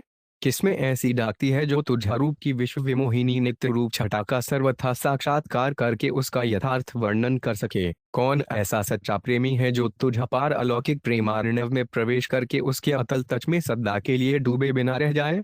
फिर बता, तेरा वर्णन, तेरे रूप, गुण, ज्ञान और प्रेम का विवेचन कौन करे और कैसे करे? प्यारे कृष्ण, बस तू ही है। तेरे लिए जो कुछ कहा जाए वही थोड़ा है। तेरे रूप, गुण, ज्ञान और प्रेम का दिव्य ध्यान ज्ञान जनित अनुभव भी तेरी कृपा बिना तुझ देश काल कल्पनातीत अकल कल्याण निधि के वास्तविक स्वरूप के कल्पित चित्र तक भी पहुंचकर उसका सच्चा वर्णन नहीं कर सकता। फिर अनुभवनीय कोरी कल्पनाओं का तो मूल्य ही क्या है? वस्तुतः तेरे स्वरूप और गुणों का मनुष्यकृत महान से महान वर्णन भी यथार्थ तत्व को बतलाने वाला नहीं होने के कारण महामहिमान्वित चक्रवर्ती सम्राट को तुझ तालुकेदार बतलाने के सदुझा एक प्रकार से तेरा अपमान ही है। परंतु तू दयामय है। तेरे प्रेमी कहा करते हैं कि तू प्यारे दुलारे नन्हे मुनों की हरकतों पर कभी नाराज न होकर स्नेहवदा सदा प्यार करने वाली जनी की भांति किसी तरह भी अपना चिंतन या नाम गुण ग्रहण करने वाले लोगों के प्रति प्रसन्न ही होता है। तू उन पर कभी रुष्ट होता ही नहीं। बस इसी तेरे विरद के भरोसे पर मैं भी मनमानी कर रहा हूँ। पर भूला, मेरी मनमानी न चाहने वाला सूत्रधार तो तू है, मैं मनमानी करने वाला पामर कौन? तू जो उचित समझे वही कर। तेरी लीला में आनाकानी कौन कर सकता है? पर मेरे प्यारे सांवलिया, तुझसे एक प्रार्थना अवश्य है। कभी कभी अपनी मोहिनी मुरली का मीठा सुर सुना दिया कर और जंचे तो कभी अपनी भुवन विमोहिनी सौंदर्य सुधा की दो एक बूंद पिलाने की दया भी परिदिष्ट। श्री राधा नाम और राधा उपासना सनातन है। कुछ महानुभावों का कथन है कि श्री कृष्ण चित्र में गोपी चरित्र का, खास करके श्री राधा चरित्र का समावेश अत्यंत आधुनिक है। कुछ लोग तो यहाँ तक कहते हैं कि अधिक से अधिक 300-400 वर्षों से ही इसका प्रचलन हुआ है। न तो प्राचीन ग्रंथों में राधा का नाम है, न खास प्राचीनतम पुराणों में ही। श्रीमद्भागवत में भी राधा का नाम नहीं है। यद्यपि सिद्ध तथा साधक भक्तों की दृष्टि में इन सब आलोचनाओं का तनिक भी महत्व नहीं है। सिद्ध तो अपने प्रत्यक्ष अनुभव से भगवान श्री कृष्ण, श्री राधा और श्री गोपी जन की सत्यता को जान चुके हैं तथा साधक अपनी श्रद्धा की आंखों से नृत्य ही उनकी देखते रहते हैं। पर सभी के लिए ऐसी बात नहीं है। ऐसे लोगों के लिए यह निवेदन है कि श्री राधा नित्य हैं और श्री राधा का नाम तथा उनकी उपासना सनातन है। महाकवि भास के द्वारा रचित बालचरित नाटक में गोपियों का प्रसज तथा उनके रूप सौंदर्य का बड़ा सुंदर वर्णन आता है। भास का समय विद्वान लोग ईसा पूर्व चतुर्थ जत्ती से लेकर ईसा की तृतीय जाति मानते हैं। तृतीय जत्ती भी माना जाए तो भी बालचरित अब से लगभग 1700 वर्ष पूर्व की रचना है। हाल की गाथा सतसई गाथा सप्तजाति की रचना ईसा की प्रथम जाति में तो मानी ही जाती है, क्योंकि हाल का संस्कृत नाम झालिवाहन था जो ईसा की प्रथम जाति में प्रतिष्ठानपुर में राज्य करते थे। उनका कथन है कि प्राकृत की करोड़ों गाथाओं में से चुनकर उन्होंने यह सरस संग्रह किया है। अतएव इन गाथाओं को उनसे भी पहले की मानना पड़ता है। इस गाथा सप्तसई में श्री राधिका, राधिका, कृष्ण, कन्या और श्री कृष्ण जननी यशोदा, जसोआ तथा ब्रजवधू गोपालनाओं बभुए का स्पष्ट उल्लेख है। देखिए अजबई बालों दामोदरों ती जपि अर्जसो आए कर्ण ए मुह पेसी अच्छे निनुहसिस बबदुई। इलो का संस्कृत रूप है अद्यापि बालो दामोदर इति यह जल्प्यते यशोद्या कृष्ण मुख प्रेषिताक निब्ध सित ब्रजवधू भी। हाल सप्तशती में एक और एलोक है मुह मारुएन ते कर्ण है गोरा राही आए अवणेन तो ए दान बलवीण अनाणवी गोरा हर्षि। इसका संस्कृत रूप है मुख मारुतेन तो कृष्ण गोरजो राधिकाया अपनयन ए तासा बलवीना मया साम्पी गौरवन हर्षि। गाथा सप्रजाति का एक उल्लेख श्री रूप गोस्वामी महोदय ने उज्ज्वल नीलमणि में उद्धृत किया है। लीला ही तुल्य सेलो रखु वो राहियाथन पफ से हरणों पड्ढम समाग में सजस्वे वलियो हथो। इसी इलो के अनुरूप एक झलोक सदुक्त करणामृत में मिलता है यो लील्या गोकुल गोपनायक गोवर्धन भुद्रमुदधार स्विन सकंप सबहु राधाप्योद्रक्ष्माद्रदनिन। महाकवि कालिदास ने मेघदूत में गोपवेशाधारी विष्णु का वर्णन किया है और रघुवंदा में इंदुमती के स्वयंवर में जिस प्रकार वृंदावन के सौंदर्य का वर्णन किया गया है उससे पता लगता है कि कवि ब्रज सौंदर्य की स्मृति से मुग्ध हो गया है। श्रीनिम्बाकाचार्य को उनके भक्तगण तो द्वापर के अंत में प्रकट मानते हैं, पर आधुनिक विद्वान उनका समय 12वीं शताब्दी मानते हैं। उन्होंने स्पष्ट रूप से अपने संप्रदाय में श्री राधा कृष्ण उपासना का प्रवर्तन किया था। उनकी रचनाओं में राधा का नाम प्रचुरता से आता है। उनकी वेदांत दशलोकी का यह एलोक देखिए अडे तु वामे वृषभानुजा मुद्दा विराजमान आमनुरूपगपासमो सखी सहस्र परिसेविता सदा स्मरेम देवी सकलेश कामदाम। प्रश्नतंत्र की रचना लगभग 1500 वर्ष पूर्व हुई थी। उसमें वर्णन है कि एक तंतुआए बुनकर का पुत्र श्री कृष्ण सजकर अपने सूत्रधर मित्र की सहायता से लकड़ी के बने गरुड़ पर सवार होकर किसी राजांतपुर में पहुंच गया और उसने अपनी प्रणिनी राजकन्या से बोला, सुभगे सत्यम धेत भवत्या पर किंतु राधा नाम में भार्या गोकुल प्रसूता प्रथमा आसीत। 12वीं जाति का भक्त जय देव रचित प्रसिद्ध गीत गोविंद तो राधा पर ही आधारित है। प्राय 1200 वर्ष पूर्व हुए भट्टनारायण ने अपने वेणी संहार नाटक के मजलाचरण के इलोक में श्री हरिचरण योरजनलिरियम अर्पण करते हुए प्रार्थना की है। कालिंद्या पुलनेशु केलिको पिता मुत्सृज रासे रसंग छंतीनु गच्छतो अश्रुक्लुषा कंसदेशो राधिकाम तत्पद प्रतिमा निवेशित पदस्योद्धृतोयुक्मयोदैश रक्षणो 5 नुनय प्रसन्नदिता दृष्टस्य पुष्णातुव। लगभग 1000 वर्ष पूर्व संकलित नेपाल में प्राप्त कवींद्र वचन समुच्चय में भी राधा का नाम है। ऋतर्धेनु दुग्ध कलशानादाय गोप्यो गृहे दुग्धे वश्कयिणी कुल्ले पुनरियन राधा जानयसिति इत्यस्य व्यदेश गुप्तः दय कुर्बन विविक्त ब्रज देव कारण नंदसुनुर्शिवान कृष्ण स मुष्णातोत्तर कवि क्षेमेंद्र के दशावतार चरित में राधा का उल्लेख है। इत भून्मनो दाम्यवने कालिया द्विषी गोपाल नाना संरंभ गर्भोपालंभ विश्रम प्रीते बभूव कृष्णस्य यामान्य चुंबिन जातिम दुक्र सेव राधैवाधिक वल्लभा। प्राय 1000 वर्ष पूर्व संकलित कायमीर के प्रसिद्ध अलंकारिक विद्वान आनंदवर्धन के ध्वयालोक ग्रंथ में उद्धृत किसी पूर्ववर्ती कवि के द्वारा रचित 2 उलोकों में श्री राधा कृष्ण की लीलाओं का वर्णन है। तेषा गोप वधु विलासोद्दाराधारः साजना शेम भद्र कलिंद दौलतैया तीरे लता वेम नाम विचिन स्मर्तल पक्कल्पना मृदुच्छेदोपयोगेन्दुना ते जाने जरटिबंती विग्लनीलत्वेश पलवा दुराराधा राधा सुभग जटनेनापि मृजत्स्त्वे तत्प्राणेशाजघनवस्नेन श्रुपतितम कठोर स्त्री चेतस्तदलमुपचार्य विरमहे क्रियात कल्याण वुहरिर्नुनेश्लेव मुद्दित। इसके अतिरिक्त दक्षिण के बहुत से प्राचीन अरंथों में राधा का उल्लेख है। भक्त कवि बिल्वमज्ञ का कृष्ण कर्णामृत श्री राधा कृष्ण लीला से ही ओतप्रोत है। वेद में राधम आदि झा बहुत जगह आए हैं। इसके विभिन्न अर्थ किए गए हैं। हो सकता है कि वेद के कोई विशिष्ट विद्वान इसका स्पष्ट राधा ही अर्थ करें। महाभारत के प्रसिद्ध टीकाकार महान विद्वान श्री नीलकंठ जी ने ऋग्वेद के बहुत से मंत्रों के भगवान श्री कृष्ण के लीलाप्रद अर्थ किए हैं। उनका इस विषय पर एक ग्रंथ ही है जिसका नाम है मंत्र भागवत।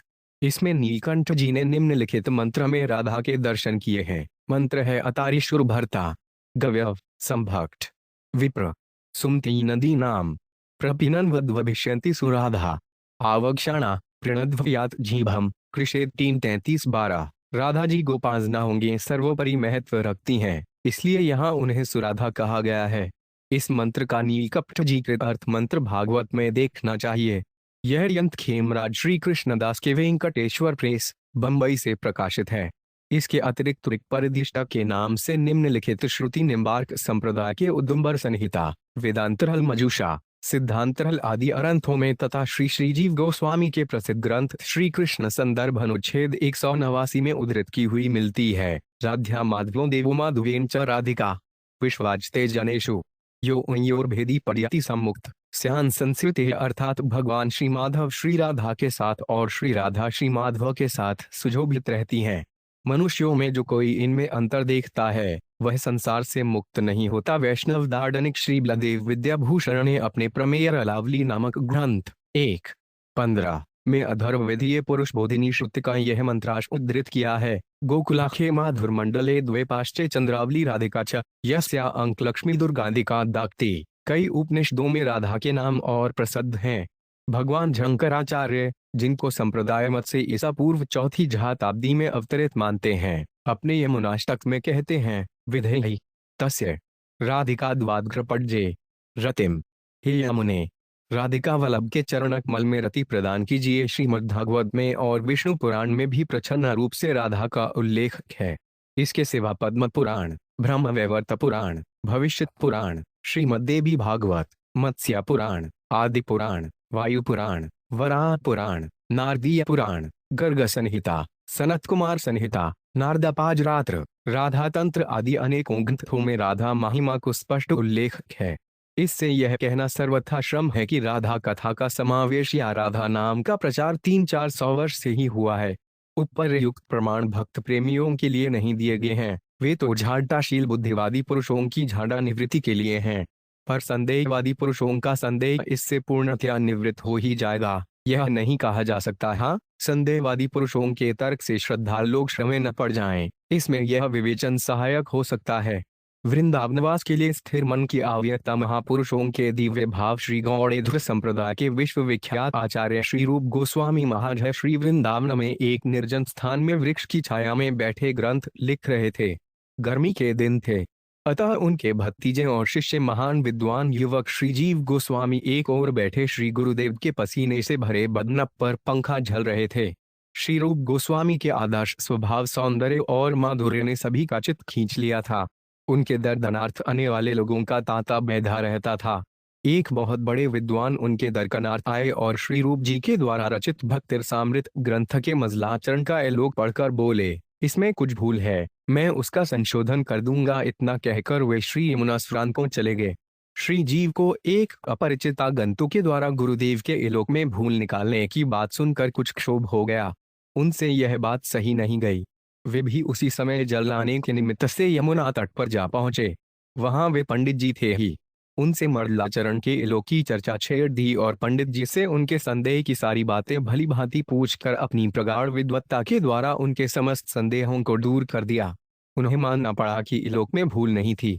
इस शास्त्रार्थ के प्रसरण में अनेकों शास्त्रों पर विचार हुआ था और इसमें श्रीजीव गोस्वामी के एक भी वाक्य का खंडन पंडित जी नहीं कर सके।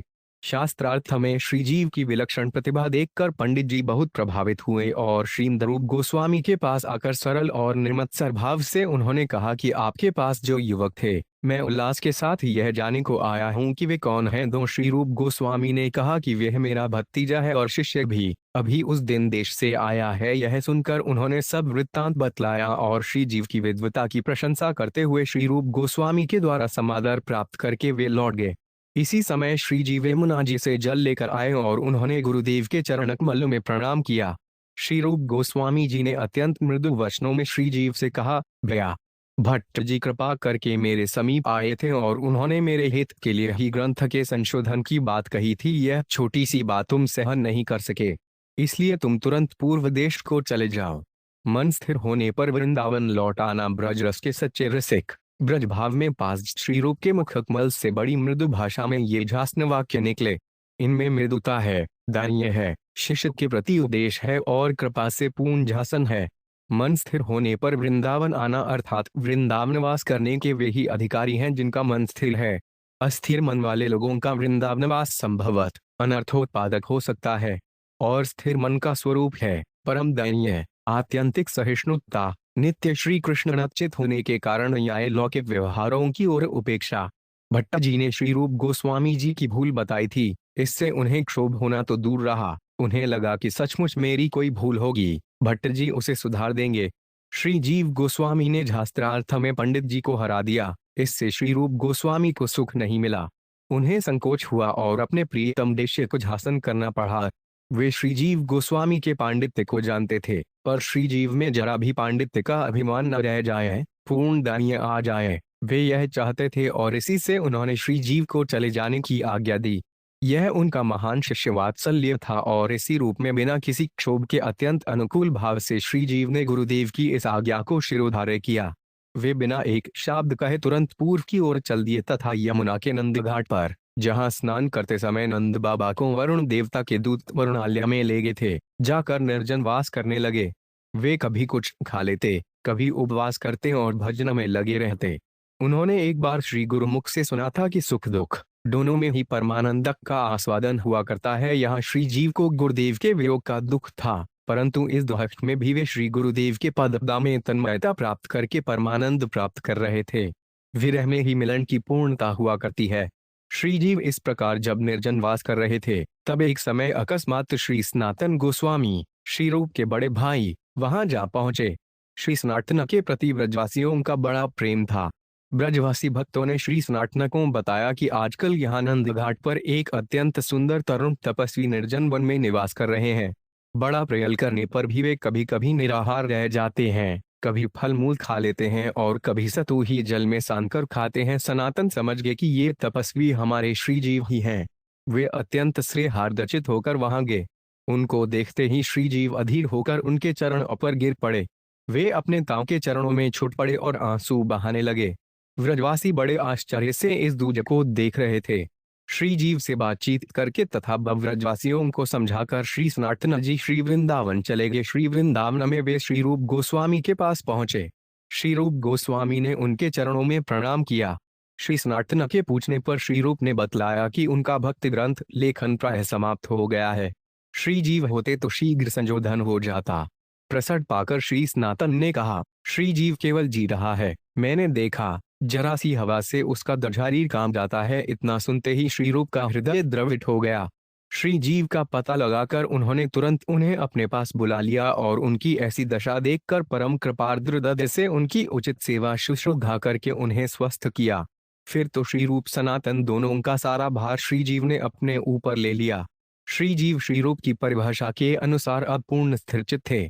श्री राधा माधव चिंतन पर सामान्य विद्वानों के विचार। श्री राधा माधव चिंतन के प्रथम संस्करण पर देश के बहुत से आदरणीय विद्वान सहानुभावों ने अपने विचार लिखकर भेजे थे।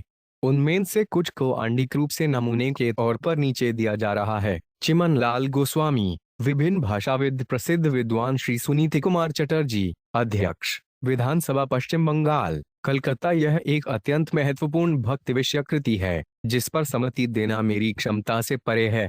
यदि मैं कुछ कह सकता हूं तो यही कि धर्म की उसके व्यापक अर्थ में आपने अनेक वर्षों से जो निस्वार्थ सेवा की है और हमारे धार्मिक साहित्य के विज्ञान भंडार को जनता के समक्ष आपने जो रखा है उसकी मैंने सदा ही सराहना की है। यहाँ आप अपने सच्चे भक्त रूप को प्रकट करते हैं और यह कृति भक्ति सिद्धांत की एक व्याख्या है जो चित्र के माध्यम से व्यक्त हुई है। यह पुस्तक ऐसी नहीं है जिसे जल्दी से भाग दौड़ में पढ़ लिया जा सके, अपितु इस प्रकार की पुस्तक का अध्ययन कुछ समय की अपेक्षा रखता है। मेरा विश्वास है कि इस कृति से लाभ उठाने की योग्यता जिनमें है उस समुदाय में इसका बड़ा सम्मान होगा और न केवल इस पुस्तक के लिए अपितु परंपरा से प्राप्त विशाल धार्मिक साहित्य के पठन अध्ययन के लिए आप जो करते आ रहे हैं उसके लिए भी मैं अपनी कृतज्ञता प्रकट करता हूँ।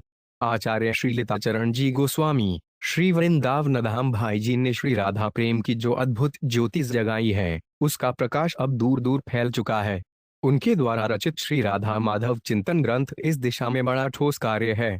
श्री राधा याम सुंदर के चरणों में भाई जी का सहज और प्रबुद्ध प्रेम उनकी बहुश्रुता का योग पाकर इस ग्रंथ में मुखरित हो उठा है। उनके सुदीर्घ अनुभव और उनकी मजी हुई लेखनी ने प्रेम तत्व के व्याख्यान में एक नई दिशा दिखाई है जो सरल और सुबोध होते हुए मार्मिक है। अनुभवियों ने प्रेमार्ग को तलवार की धार पर दौड़ने के समान कठिन बताया है। भाई जी ने स्थान स्थान पर इस बात की ओर ध्यान खींचकर बड़ा उपकार किया है। इस ग्रंथ के वाचन से आनंद लाभ और ज्ञान वर्धन दोनों होते हैं। श्री स्वामी जी श्री श्री कमलयनाचार्य जी शास्त्री, श्री वृंदावन यद्यपि गुणरहितम कामनारहित सूक्ष्मतरम अनुभव रूप प्रतिक्षण वर्धमानम प्रेम का यह लक्षण महानुभावों ने माना है, पर इस ग्रंथ में लेखक ने प्रेम तत्व का जो चित्र खींचा है वे यथार्थ में श्री विहारिणी जी एवं श्री विहारी जी की अपनी देन प्रतीत होती है, क्योंकि लेखक की हृदय भित्ति पर पहले पूर्व राग का उदय था, अब प्रौरागजित राकेश का समुदय हृदय गगन पर हो रहा है।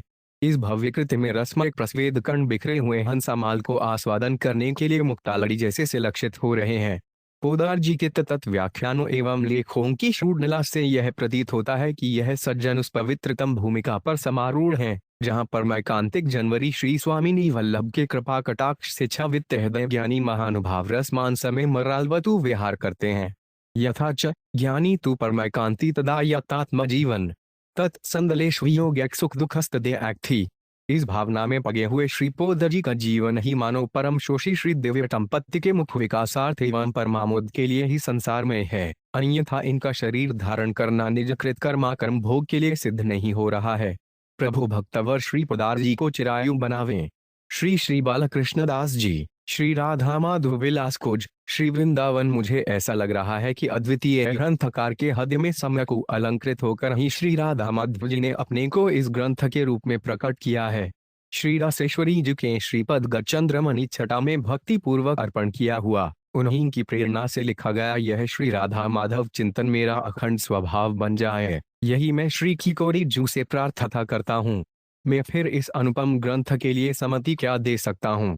मेरा विश्वास है कि प्रस्तुत सर्वरसिक समतंत्र श्री राधा कृष्ण के मधुर भाव के उपासकों के लिए अनुपम पथ प्रदर्शक ही नहीं, अपितु उन्हें श्री राधा माधव की अलौकिक उज्ज्वलतम लीलाओं के पात्र भी बना देगा। सनातन धर्म के प्रसिद्ध विद्वान झणास्त्रार्थमहार्थी पम शून्य श्रीमाधवाचार्य जी, दिल्ली कृपापत्र और श्री भाई जी द्वारा संपादित साहित्य प्राप्त हुआ। सोत्कंठ मनसा पढ़ा। यह साहित्य निश्चित ही किसी व्यक्ति विद्वोष की अपनी कृति नहीं हो सकती। मुझे तो ऐसा अनुभव होने लगा कि मानो भाई जी के माध्यम से श्री राधा रानी ने स्वयं ही अपने कुछ मार्मिक उद्वार भक्तों को वरदोपहार के रूप में प्रदान किए हैं। श्री भाई जी पर करुणामयी रासेश्वरी महारानी की असीम कृपा मालूम पड़ती है, तभी वे इस निगूढ़ तत्व के प्रतिपादन में सक्षम हो पाए हैं। पुस्तक न केवल सुपाठ्य एवं संग्रहणीय ही है, अपितु सूत्रोमणीय समभ्यसनीय अथच आत्मसात्करणीय भी है। ऐसी कृति के लिए श्री भाई जी वर्धापन के भाजन है। किम निकम याजिक सम्राट पम शून्य श्री वेणी राम जी दारमा गोड वेदाचार्य काव्य तीर्थ वाराणसी श्री राधा माधव चिंतन ग्रंथ देखा। श्री राधा माधव गोपी एवं प्रेम के तत्वों को इस ग्रंथ में विस्तृत एवं महत्वपूर्ण विवेचन किया गया है। उपजीव्य ग्रंथों में भी एक ही जगह इन तत्वों का मिल सकना संभव न था। भाव और लीला के रहस्यों का भी इस ग्रंथ में मार्मिक चित्रण हुआ है। यह भाव राज्य और लीला रहस्य नामक प्रकरण में देखा जा सकता है। यह ग्रंथ दिव्य भावों को लेकर लिखा गया है, अतः इसमें अत से इति तक दिव्यता की ही अजस्त्र ज्योत्सना प्रवाहित होती रहती है। इन दिव्य भावों का रहस्य सबके लिए समझ सकना संभव नहीं है, अतः साहित्य के क्षेत्र में कुछ लोगों से अनजाने ही अंधकार की सृष्टि हो गई है। धार्मिक क्षेत्र में तो इसके विरुद्ध तूफान पर तूफान खड़े किए गए हैं। जो सपक्ष में बोलने चले, उनमें से भी कुछ लोगों से तूफान के बढ़ाव में मदद मिली। विश्व की दुर्वगाहता इतने से ही आंकी जा सकती है। इस परिस्थिति में इस सर्वथा समाधानकारक तथा रहस्य का यथार्थ उद्घाटन करने वाले ग्रंथ का आविर्भाव निश्चय ही मानव मात्र के लिए वरदान सिद्ध होगा। डॉक्टर शून्य हरिवंश राय जी बच्चन M0A0 PH0 रीट कैंटव नई दिल्ली। मैंने उस पुस्तक को आधे से अंत तक पढ़ा और उससे बहुत लाभान्वित हुआ। पुस्तक भाई जी के व्यापक अध्ययन, गंभीर चिंतन और गहन रसानुभूति का परिणाम है। आशा है जैसा मैं उससे लाभान्वित हुआ है, वैसे ही और सहस्रों लोग होंगे। वैसे मेरा विचार तो यह है कि लाखों में कोई एक राधा माधव भक्त का रहस्य समझने का अधिकारी होता है, पर इस महान कृति से बहुत लोगों का पथ प्रदर्शन होगा। लक्ष्य पर तो वही पहुंचेगा जिसको राधा माधव स्वयं अपनी कृपा से पहुंचा देंगे।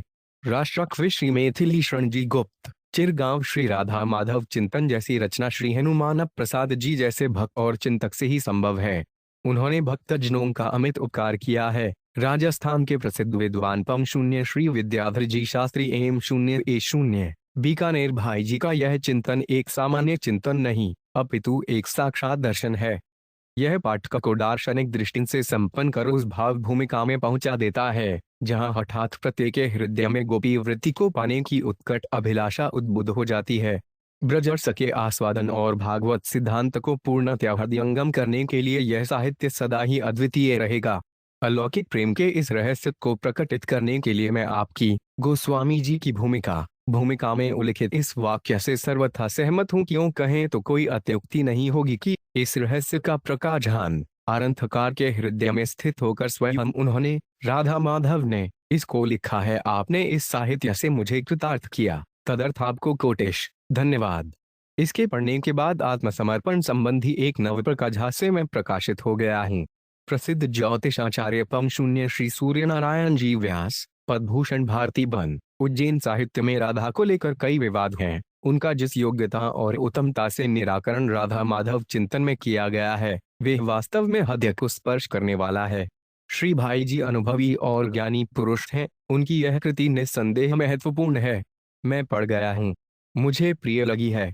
लेखक और प्रकाशक दोनों ही इस उत्तम रचना के लिए अभिनंदन के अधिकारी हैं। मेरी हार्दिक बधाई स्वीकार करें। समाय विद्वान पम शून्य श्री देवदत्त जी शास्त्री प्रयागो आद्योपांत मनोयोग पूर्वक पुस्तक पढ़ने के बाद मुझे ऐसा प्रतीत हुआ कि पुस्तक के साथ प्रकरण राधा रानी के पगनूपुरों की झनकार के साथ स्वर हैं, जिनसे अनवरत राधा रस झर रहा है। समाय भाई जी ने लोक कल्याण के लिए अपनी साधना और भावना से जिस वायमिक सुधा की सृष्टि की है, उसे पानकर निस्संदेह अमृतत्व प्राप्त किया जा सकता है। राधा माधव चिंतन खांड की रोटी है, जिधर से तोड़ा जाए उधर ही मिठास भरी है। राष्ट्रपति पुरस्कृत डॉक्टर शून्य श्री कृष्ण दत्त जी भारद्वाज, आचार्य, एम शून्य ए शून्य PH0 डीट, नई दिल्ली। श्री भगवान परम मधुर हैं, उनकी मधुरिमा निर्तिशय है। यद्यपि उस मधु का प्राचीन औपनिषदि मधु विद्या में संकेत मिलता है, तथापि भावुक उपासकों की अर्वाचीन रचना कमलावली में वे गुणम मधु मकरंद रूप में विराजमान है, जिसका पान वस्तुतः त्रिगुणमय रसविरत भक्त जन चजनरीखी कर सकते हैं। पोदार जी का श्री राधा माधव चिंतन संबंधी साहित्य उक्त मकरंद से ओतप्रोत मजल कलश है। भाषा और भाव दोनों की दृष्टियों से यह रचना विशुद्ध है। इस सत्साहित्य के सर्जन से पोदार जी ने जहां हिंदी में सत्साहित्य की श्रीवृद्धि की है, वहां भावुक भक्तों की भावना को भी एक अभिनव संबल प्रदान किया है। इस रचना का विश्व में विपुल प्रसार हो। डॉक्टर शून्य आचार्य श्री हरि प्रसाद जी द्विवेदी, डीट लिट चंडीचढ़ श्री राधा माधव चिंतन पढ़ गया हूँ। भाई जी श्री हनुमान प्रसाद जी पोदार की सभी रचनाओं में भक्ति की महिमा प्रकट होती है, पर यह ग्रंथ तो भक्ति और शास्त्रीय चिंतन का अद्भुत समन्वय है। यह भाई जी जैसे भक्त की लेखनी से ही लिखा जा सकता था। शास्त्र का अध्ययन इसमें बड़ी गहराई से स्थित है। निरंतर चिंतन मनन और स्वानुभूति से पवित्रकृत हृदय में ही शास्त्र ऐसा रूप ग्रहण कर सकता है। श्री राधा रानी के दिव्य रूप और भगवान श्री कृष्ण के चिदुघन विग्रह रूप का विवेचन इस प्रकार की सहज वाणी में वही कर सकता है जिसने उन्हें पाया है, 100 स्वरूपों में उनका साक्षात्कार किया है। पढ़ते पढ़ते ऐसा लगा जैसे मैं ही कुछ पा रहा हूँ। सदा सर्वदा पास रहने वाला पर अब तक अज्ञात नित्य लीला विहारी भगवान तो हमारे भीतर ही रम रहे हैं। संसार के प्रपनोंगे उलझा मनुष्य इस भाव मनोहर रूप की उपेक्षा करता रहता है। वह नहीं भूलता हम ही सोए रहते हैं। गुरुदेव की कविता याद आई, ये पादे ऐसे बसे छिकल तबु जागिनी कि घुमतोर पे ए चिल्हत भागिनी। इस पुस्तक को बार बार पढ़ने की जरूरत है। वस्तुत मैं 2 दिनों से इसी में डलझा हूँ। आपने भाई जी की यह पुस्तक भेजकर मेरे ऊपर बड़ी कृपा की है। किन शब्दों में आभार प्रकट करूं? डॉक्टर शून्य श्री राम निरंजन जी Pandey, M.A. Sanskrit, M.A. Hindi, LL.B. साहित्य शास्त्री, वेदांत Shastri, PH0 डीट, reader अनहेड Hindi department, उस्मानिया यूनिवर्सिटी, हैदराबाद। परम श्रद्धेय पोदार जी की राधा माधव साधना का चिंतन और भावकोश देखकर मैं तुप्त हो गया। पता नहीं मुझे इतनी ज्ञान और भाव सामग्री राधा माधव और गोपाल तत्व पर कभी भी जोश जीवन में मिल सकती है या नहीं। यह पुस्तक भेजकर आपने मुझ पर बड़ा उपकार किया है। अक्षरशः मैंने पुस्तक का अनुशीलन अभी नहीं किया, पर प्रत्येक पृष्ठ पर अर्जित ज्ञान स्रोतस्विनी और भावस्त्रोतस्विनी की शीतलता का मैंने अवजय अनुभव कर लिया है। भारत की वास्तविक जनता पर आपका यह बहुत बड़ा आभार है कि बिखरी हुई पवित्रता को एकत्रित करके आपने इसे सर्वसुलभ बना दिया। मुझे पूरा विश्वास है कि राधा माधव चिंतन अनंत कोटि सूर्य की तेज को भी अतिक्रांत करके जगत में लोकहृदय के अंधकार को अवश्य दूर करेगा। इस ग्रंथ का एक अंग्रेजी संस्करण भी निकालना चाहिए। हो सके तो विश्व की सब प्रमुख भाषाओं में इसके अनुवाद की व्यवस्था की जानी चाहिए। जिस वैज्ञानिक ढंग से इस अंथ में भाव की पवित्रता की धारा का आकलन प्रस्तुत किया गया है, यह सर्वथा स्तुत्य है। विशेषतः सरल सुबोध भाषा में राधा माधव गोपाल तत्व का विवेचन इस ग्रंथ में हुआ है और इससे मोहांधकार में पड़े हुए जगत का परम मंडल होगा। जिस सिद्धियातीत परम भाव की झांकियां इस ग्रंथ में संग्रहित की गई हैं, उन्हें प्राप्त करके श्री राधा माधव चिंतन के पाठक प्रेम के विश्वव्यापी भाव को धारण करके विश्व के आदर्श नागरिक बन सकेंगे, इसमें कोई संदेह नहीं। अहमुखर स्व का विलोपन ही विश्व शांति की कुगी है। पोदार जी के इस ग्रंथ में पवित्र विधव शांति को अपना प्रकाश विश्व पर विकसित करने में सहायता मिलेगी। इस ग्रंथ के लेखक और संपादक दोनों के प्रति मैं अपनी श्रद्धा अर्पित करता हूं और दोनों से इसे स्वीकार करने की प्रार्थना है। डॉक्टर शून्य श्री बलदेव प्रसाद जी मिश्र, M.A. LL.B. डीटलेट शून्य राजनाथ गांव। श्री भाई हनुमान प्रसाद जी पोदार की समर्थ लेखनी से जो ग्रंथ निहसृत हैं, उनसे न केवल हिंदी का साहित्य भंडार समृद्ध हुआ है, किंतु मधुर रस के उपासकों को मनोवांछित प्रसाद बड़ी स्परिहणीय मात्रा में मिट गया है। विशेषतः श्री राधा माधव चिंतन तो इस पद के साधकों का अनिवार्य संबल रहना चाहिए। श्री पोदार जी का विस्तृत अध्ययन, गंभीर चिंतन और भावपूर्ण साधन त्रिवेणी की तरह इस ग्रंथ हल्के पृष्ठों को राधा माधव के निर्मल उज्ज्वल रस से सिक्त कर रहा है। पारमार्थिक उपयोगिता की दृष्टि से तो यह ग्रंथ परम उपादेय है ही, परंतु जो साहित्यिक आनंद के लिए प्रसन्न गंभीर पदा सरस्वती के प्रवाह में प्रवाहन करना चाहते हैं, उन्हें भी यह ग्रंथ अवश्य देखना चाहिए। डॉक्टर शून्य श्री बाबूराम सक्सेना, M0A0, D.Phil उपाध्यक्ष वैज्ञानिक तथा तकनीकी शब्दावली, आयोग प्रयाग। मैंने पहले भी श्री पोद्दार जी के लेख पढ़े हैं और उनके आध्यात्मिक दृष्टिकोण से प्रभावित हुआ हूँ। प्रस्तुत सामग्री के कई अंश मैंने कल बड़ी देर तक ध्यानपूर्वक पढ़े। इन लेखों में श्री पोद्दार जी ने अपनी सुबोध और हृदयग्राही शैली में राधा कृष्ण संबंधी जो जानकारी प्रस्तुत की है वह अन्यत्र दुर्लभ है। उनके विचार उदार तथा राष्ट्र कल्याणकारी हैं। श्री राधा और श्री कृष्ण के संबंध में जो श्रांतियां समाज में फैली हुई हैं, उनका बड़े सुंदर ढंग से पोद्दार जी ने निराकरण किया है। इधर एक मित्र की संपादित रासपाषाणाध्याय को ध्यानपूर्वक पढ़ने का मुझे अवसर मिला था। यह सारा प्रकरण रहस्यात्मक है और खेद है कि अयोग्य लोगों के हाथ में पहुंचकर यह अनर्थ कर सकता है। ईश्वर करे पोद्दार जी द्वारा प्रसारित यह सामग्री सब भक्तजनों के पास पहुंच सके। ब्रज साहित्य के मर्मज्ञ श्री प्रभुदयाल जी मित्तल, मथुरा श्री भाई जी की रसवती लेखनी से निःसृत श्री राधा माधव संबंधी इस साहित्य सरिता में अवगाहन कर अतीव आनंद प्राप्त हुआ। महाभाव और रसराज स्वरूप श्री राधा कृष्ण के तत्व का जैसा साजोपाजन विवेचन इन रचनाओं में हुआ है, उससे श्री भाई जी के दीर्घकालीन अध्ययन और गहन चिंतन मनन का प्रत्यक्ष परिचय मिलता है। श्री राधा कृष्ण तत्व वास्तव में व्रज की वस्तु है। व्रज के महात्माओं ने अपनी दीर्घकालीन साधना के फलस्वरूप इसे प्रकट किया था और व्रज के विद्वानों ने ही अपनी प्रकांड विद्वता से इसका प्रचार किया था। किंतु श्री भाई जी की इन रचनाओं में इस विषय का जैसा मर्मस्पर्शी कथन हुआ है, उससे ब्रज के बड़े से बड़े विद्वान को भी अब नूतन प्रकाश मिलेगा। इसके साथ ही जो रुपये अब तक कतिपय विशिष्ट व्यक्तियों के लिए ही सुरक्षित था, उसे सर्वसाधारण के लिए सुलभ कर श्री भाई जी ने अपूर्व लोक कल्याण का कार्य किया है। इसके लिए सभी ब्रज प्रेमी श्री भाई जी के अत्यंत अनुग्रहित होंगे। डॉक्टर शून्य श्रीमद देव जी शास्त्री, M0, PH0D, वाराणसी। मैंने इसे ध्यान से पढ़ा है। पढ़कर मेरा चित्त गदगद हो गया। जिस उत्कृष्ट सात्विक और आध्यात्मिक स्तर से पोद्दार जी ने राधा माधव तत्व की व्याख्या की है, यह केवल कथनीय वस्तु न होकर साधना और आराधना का विषय है। पोद्दार जी जैसा साधनारत व्यक्ति ही ऐसा प्रतिपादन कर सकता है।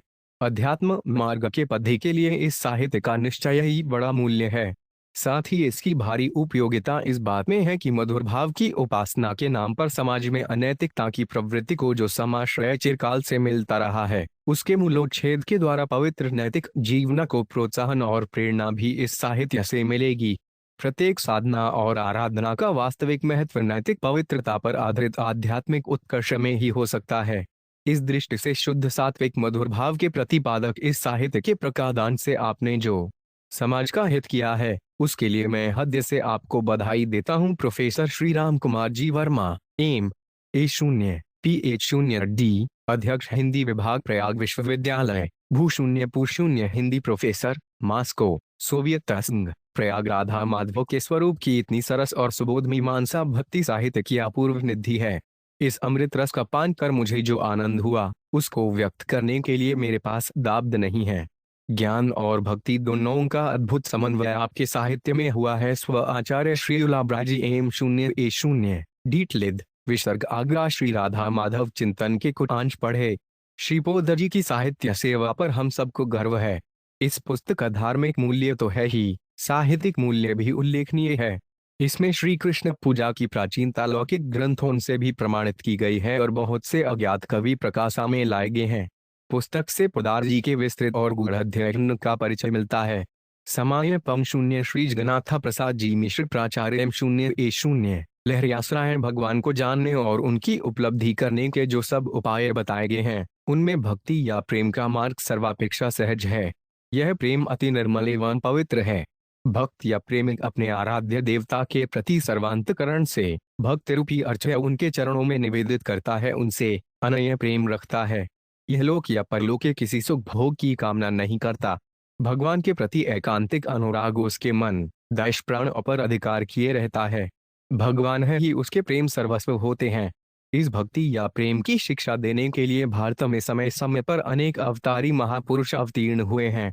उन्होंने अपने जीवन दर्यान एवं आचरण द्वारा यह सिद्ध कर दिया है कि मानव प्रेम का विकास तभी संभव होता है जब वह देवोन्मुख होता है और तब इस प्रेम रूपी पुष्प का सौरभ समस्त जगत में विकीर्ण होता है। इस प्रेम के कारण समस्त जगत में प्राणों का संचार होता रहता है।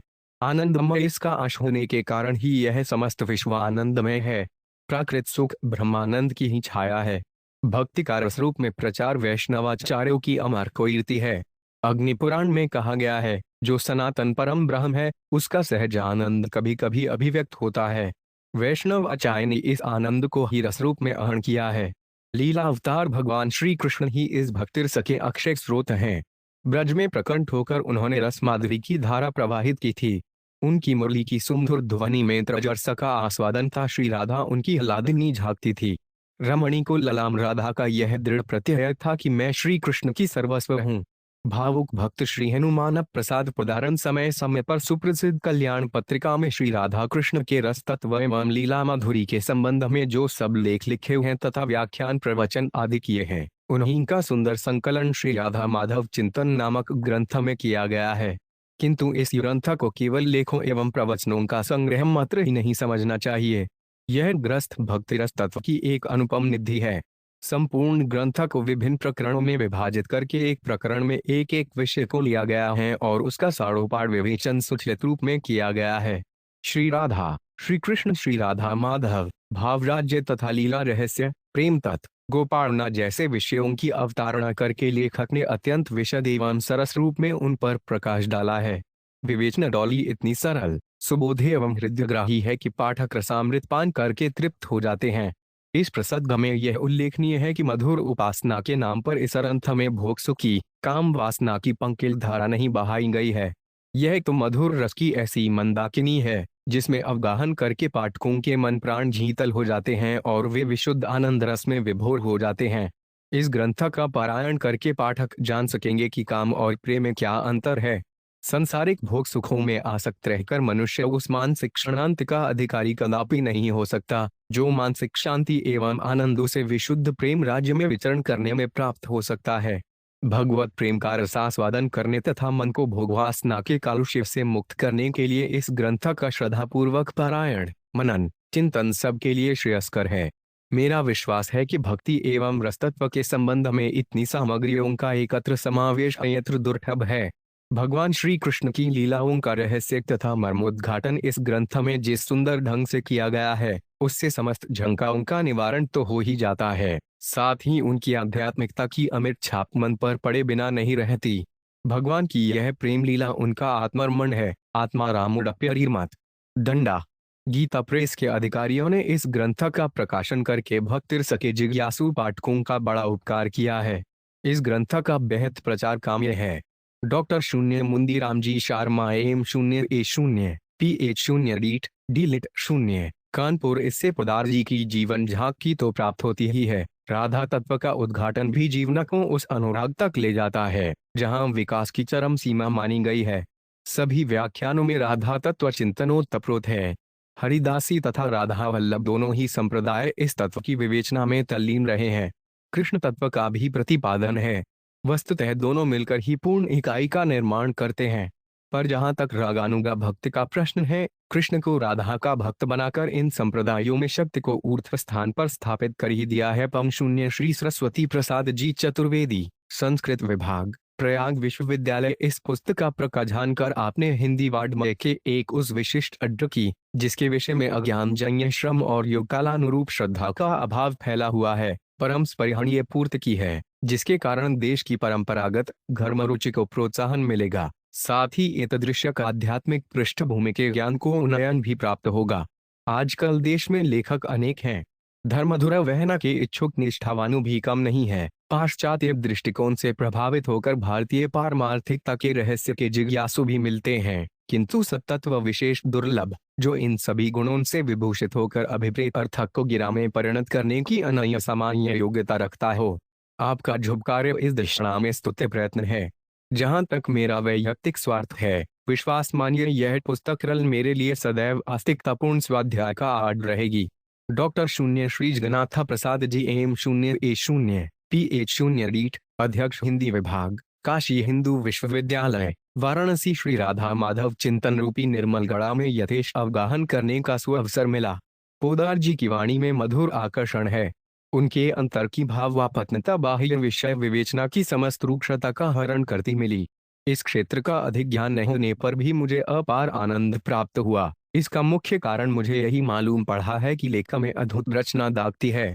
डॉक्टर शून्य श्री रामचरण जी महेंद्र, M0A0, PH0 डीट, विद्याभूषण, दर्शन केसरी, कोटा राधा माधव चिंतन एक नए विषय पर अत्यंत विस्तृत और अध्ययन पूर्ण ग्रंथ है। श्री राधा, श्री कृष्ण, राधा माधव, भावराज्य, प्रेम तत्व, गोपालना इत्यादि प्रकरणों में लेखक ने अत्यंत विद्वत्तापूर्ण विवेचना प्रस्तुत की है। विषय चयन सर्वथा नया और उसका विश्लेषण मनोवैज्ञानिक एवं व्याख्या साजोपाज है। राधा और माधव में रुचि रखने वाले पाठकों को एक स्थान पर इतना सर्वज्ञपूर्ण, सुगम, सरस और प्रामाणिक विवेचन दुर्लभ है। पोद्दार जी की यह पुस्तक बड़े परिश्रम से लिखी गई है। लेखक का अध्ययन और मनन सर्वत्र झलकता है। इसमें भावराज्य तथा लीला रहस्य प्रकरण हमें विशेष सुंदर प्रतीत हुआ है। कृपया इस अलभ्य ग्रंथ के निर्माण के लिए मेरी ओर से भाई जी को बधाई दीजिए। प्रसिद्ध विद्वान श्री परिपूर्णानंद जी वर्मा, कानपुर। में तो श्री राधा माधव चिंतन को जितना पढ़ सका पढ़ता गया और मुझे ऐसा लगा कि हिंदी साहित्य तथा हिंदू धर्म को यह अनुपम देन है। मेरे मन में भी यह झाड़ासी बनी थी कि राधा तथा कृष्ण के संबंध को खींचतान कर प्रकृति, पुरुष, माया तथा ब्रह्म का मेल कहा जा सकता है। पर उस संबंध की वास्तविक दार्शनिकता अब समझ में आई। यह ग्रंथ दर्शन शास्त्र का उत्कृष्ट मंत्र है। श्री पोद्दार जी को मेरा अनेक धन्यवाद तथा साधुवाद कहें। डॉक्टर शून्य श्री हरिशंकर जी शर्मा, PH0D, आगरा। श्री पोद्दार जी ने अपने विश्वासानुसार भक्ति भावपूर्ण ब्रज रस माधुरी की बड़ी सुंदर एवं सफल अभिव्यक्ति की है। इसके पाठ से एक अद्भुत साहित्यिक आनंद की उपलब्धि होती है। चारु चिंतन और गंभीर अध्ययन की आभा पुस्तक के प्रत्येक पृष्ठ से परिलक्षित होती है। जो लोग आनंद कंद व्रजचंद श्री कृष्ण भगवान को योग्य राज एवं महान गीता गायक के रूप में ही स्मरण करते हैं, वे भी व्रज रस से आएठावित इस सुंदर साहित्यिक रचना का अभिनंदन करने में गर्व अनुभव करेंगे। श्री पोद्दार जी के इन निबंधों में भाषा सौंदर्य और वर्णन वैचित्र्य की छबीली छटा स्पष्ट दिखाई देती है। मैं इस साहित्यिक सत्सर्जन के लिए उनकी हार्दिक प्रशंसा करता हूँ। डॉक्टर शून्य श्री भीखनलाल जी आत्रेय, M0A0, PH0 डीट, वाराणसी। हिंदी की प्रसिद्ध धार्मिक पत्रिका कल्याण के विख्यात संपादक श्री हनुमान प्रसाद पोद्दार के प्रवचनों तथा लेखों का संग्रह ही यह ग्रंथ है। श्री कृष्ण की नित्य प्रेमास्पदा, श्री राधा के धार्मिक और दार्शनिक महत्व का विवेचन इस ग्रंथ से हुआ है। विश्व का नित्य आधार वह परम ब्रह्म है और उसी ब्रह्म के दो स्वरूप राधा और माधव हैं। लोकगीत और गाथाएं जो संपूर्ण भारत में कहीं सुनी जाती हैं, उनमें और वैष्णव साहित्य में राधा और माधव का बहुत वर्णन आया है। उन्हीं राधा माधव के बारे में लेखक ने भाव और भक्तिपूर्ण भाषा में अपने विचार व्यक्त किए हैं तथा राधा माधव के गहनतम दार्शनिक और धार्मिक महत्व की व्याख्या की है। इस ग्रंथ में एक अध्याय श्री राधा, गोपी और श्री कृष्ण के महारास पर भी है, जिसमें रास के अर्थ और महत्व का स्पष्टीकरण हुआ है। राज श्री कृष्ण के बाल्यकाल का एक ऐसा आकर्षक प्रसंग है जिसका श्री कृष्ण उपासकों ने एक विशेष और गहन अर्थ लगाया है तथा जिसका चराचर व्यापी महत्व है। युद्ध की भाषा अत्यधिक परिमार्जित है। उसकी छपाई एवं सुसज्जा सुंदर और नयनाभिराम है। आध्यात्मिक साधकों के लिए यह ग्रंथ एक विशेष आकर्षण की वस्तु है। ऐसे कठिन विषय की जिस सुंदर शैली में विवेचना की गई है, इसके लिए लेखक सराहना और धन्यवाद का पात्र है। व्रज साहित्य के अनुभवी लेखक और प्रसिद्ध विद्वान पम शून्य श्री जवाहरलाल जी चतुर्वेदी, मथुरा। हिंदी साहित्य में कृष्णस्तु भगवान स्वयं की आह्लादनी दक्ति प्रेम पूजा ब्रजेश्वरी श्री राधा पर किसी की लिखी पुस्तक प्राप्त नहीं थी। हिंदी में इसका बड़ा अभाव खलता था। कहने को पूर्वापर की 2 पुस्तकें हैं, पर वे कोरी श्री राधा संबंधी इतिहास की कल्पना मात्र हैं। उनमें सरस सुगंध नहीं है। मान्यवर श्री हनुमान प्रसाद जी पोद्दार, संपादक कल्याण गोरखपुर, जिन्हें हम श्री भाई जी कहकर पुकारते हैं, की अनुपम कृति श्री राधा माधव चिंतन हिंदी साहित्य के लिए अनुकरणीय सुंदर तथा सरस देन है। वह एक महान भक्त हृदय द्वारा लिखी गई है तथा संपूर्ण अडलोन से भरपूर है। वह गोपाल भोग के लिए घी जकर से बना यह लड्डू है, जिसमें मेवा में श्री संयुक्त साहित्य के सभी कथनीय अजगुजले बन रहे हैं। अतः प्रसाद रूप जो भी अंश हाथ में आ जाए, वही भव के नाना रोगों से उबारने वाला पुष्कल साधन, मन को आहर्निश कीर्ति कुमारी श्री राधा तथा यशोदानंदन कन्हैया के चिंतन में निमग्न कर जीवों का महान उपकार करने वाला महत् ग्रंथ है। अतः उसके प्रति कुछ कहना सुनना संभव नहीं। श्री भाई जी को इस यंत्रोत्थान के लिए मेरा कोटि कोटि धन्यवाद है। मैं तो अनंत की महानता पर नित्य नित्य न्यौछावर होता है। आदि हिंदी जगत के प्रसिद्ध लेखक तथा सर्वप्रिय जनायक सेठ श्री गोविंद दास जी, जबलपुर। श्री राधा माधव चिंतन पुस्तक प्रकाशित होते ही मुझे मिल गई थी। मैंने उसका तुरंत ही पठन प्रारंभ किया। चूंकि अधिकारी भक्त और विद्वान की लिखी हुई थी, आदोपांत पड़ गया और ऐसा भाव विभोर हुआ कि तब से अब तक इसे अनेक बार उलट गया हूँ। मैं अपने पैतृक संस्कारों से वैष्णव हूँ और मेरे इष्ट श्री राधावर श्री कृष्ण है। अतः अपने इष्ट का सरल साहित्य में मिला यह स्वरूप मुझे सम्मोहित करे, यह स्वाभाविक ही है। श्री राधा और कृष्ण इन दो स्वरूपों की झांकी, जो वास्तव में एक ही है। हरि अनंत, हरि कथा अनंता तथा बिंब प्रतिबिंब की भांति इस पुस्तक में एक अलग, अनूठे और अपूर्व रूप में जिस तरह प्रतिबिंबित और परिलक्षित होती है, वे अन्यत्र दुर्लभ है। जान पड़ता है किसी साधक की जीवन पर्यंत की साधना का स्वरूप साकार हो उठा है, किसी भक्त का हृदय उमड़ आया है और किसी ज्ञानी का संपूर्ण ज्ञान अपनी समस्त गरिमा, आभा और आलोक से भाषा और साहित्य के परिधान में इस पुस्तक में बिखर गया है। श्रद्धेय हनुमान प्रसाद जी पोद्दार एक साधक हैं, भक्त हैं और ज्ञानी भी। उनमें गजला, यमुना और सरस्वती तीनों का संगम हुआ है। जीवन भर उन्होंने एक भक्त हृदय से अपने इष्ट श्री राधा और श्री कृष्ण की साधना की है और अपनी इस साधना में वे आज भी रत हैं, अपने अंतिम क्षण तक रहेंगे, यह भी मैं जानता हूँ। ऐसे साधक ने अपने भक्त हृदय से भक्त के सिंधु का जीवन भर जो अवगाहन किया, उसे उन्होंने ज्ञान की गहराई से मोतियों का रूप दे प्रस्तुत पुस्तक में बिखेर दिया है, जिसका प्रत्येक दाब गड्ढा की धारा के जलकण की भांति पावन, प्रवाह पूर्ण, प्रेरणादायी 952 श्री राधा और प्राणप्रद है। पुस्तक पढ़ते समय पाठक, पुस्तक लेखक और स्वतः अपने पाठक रूप को विस्मृत कर ऐसे भगवत संपर्क में आ जाता है जैसे कोई आत्म संयमी साधक, भक्त और ज्ञानी अपनी इष्ट आराधना में तल्लीन हो। ग्रंथकार की यही प्रधान विशेषता है और पुस्तक का भी यही श्रेष्ठ गुण। भाई हनुमान प्रसाद जी मेरे अग्रज तुल्य हैं। मैं सदा से ही उन्हें एक उच्च कोटि का साधक, भक्त और ज्ञानी मानता आ रहा हूँ। कल्याण और गीता प्रेस के अन्य प्रकाशनों में उनका यह त्रिवेणी रूप वर्षों से प्रकाशा में आता रहा है। श्री राधा माधव चिंतन ग्रंथ से इस प्रवाह में भक्ति साहित्य का एक और उज्जवल और अपूर्व रत्न उन्होंने साहित्य जगत को प्रदान किया। इसके लिए वे निसंदेह मेरी और मेरी ही क्या, हिंदी जगत की श्रद्धा और साधुवाद के पात्र हैं और रहेंगे। महाप्रभु चैतन्य देव के अनन्य भक्त श्री शिशिर कुमार घोष के द्वारा प्रवर्तित $वा पत्रिका का प्रयागी संस्करण नारदन इंडिया पत्रिका में प्रकाशित श्री हनुमान प्रसाद पोद्दार विद्वान व्यक्ति हैं। इन्होंने हिंदुओं के धार्मिक साहित्य का आदर एवं अध्यवसाय के साथ अध्ययन किया है और तदुपरांत अपने ढंग से इस महत्वपूर्ण अंत की रचना की है।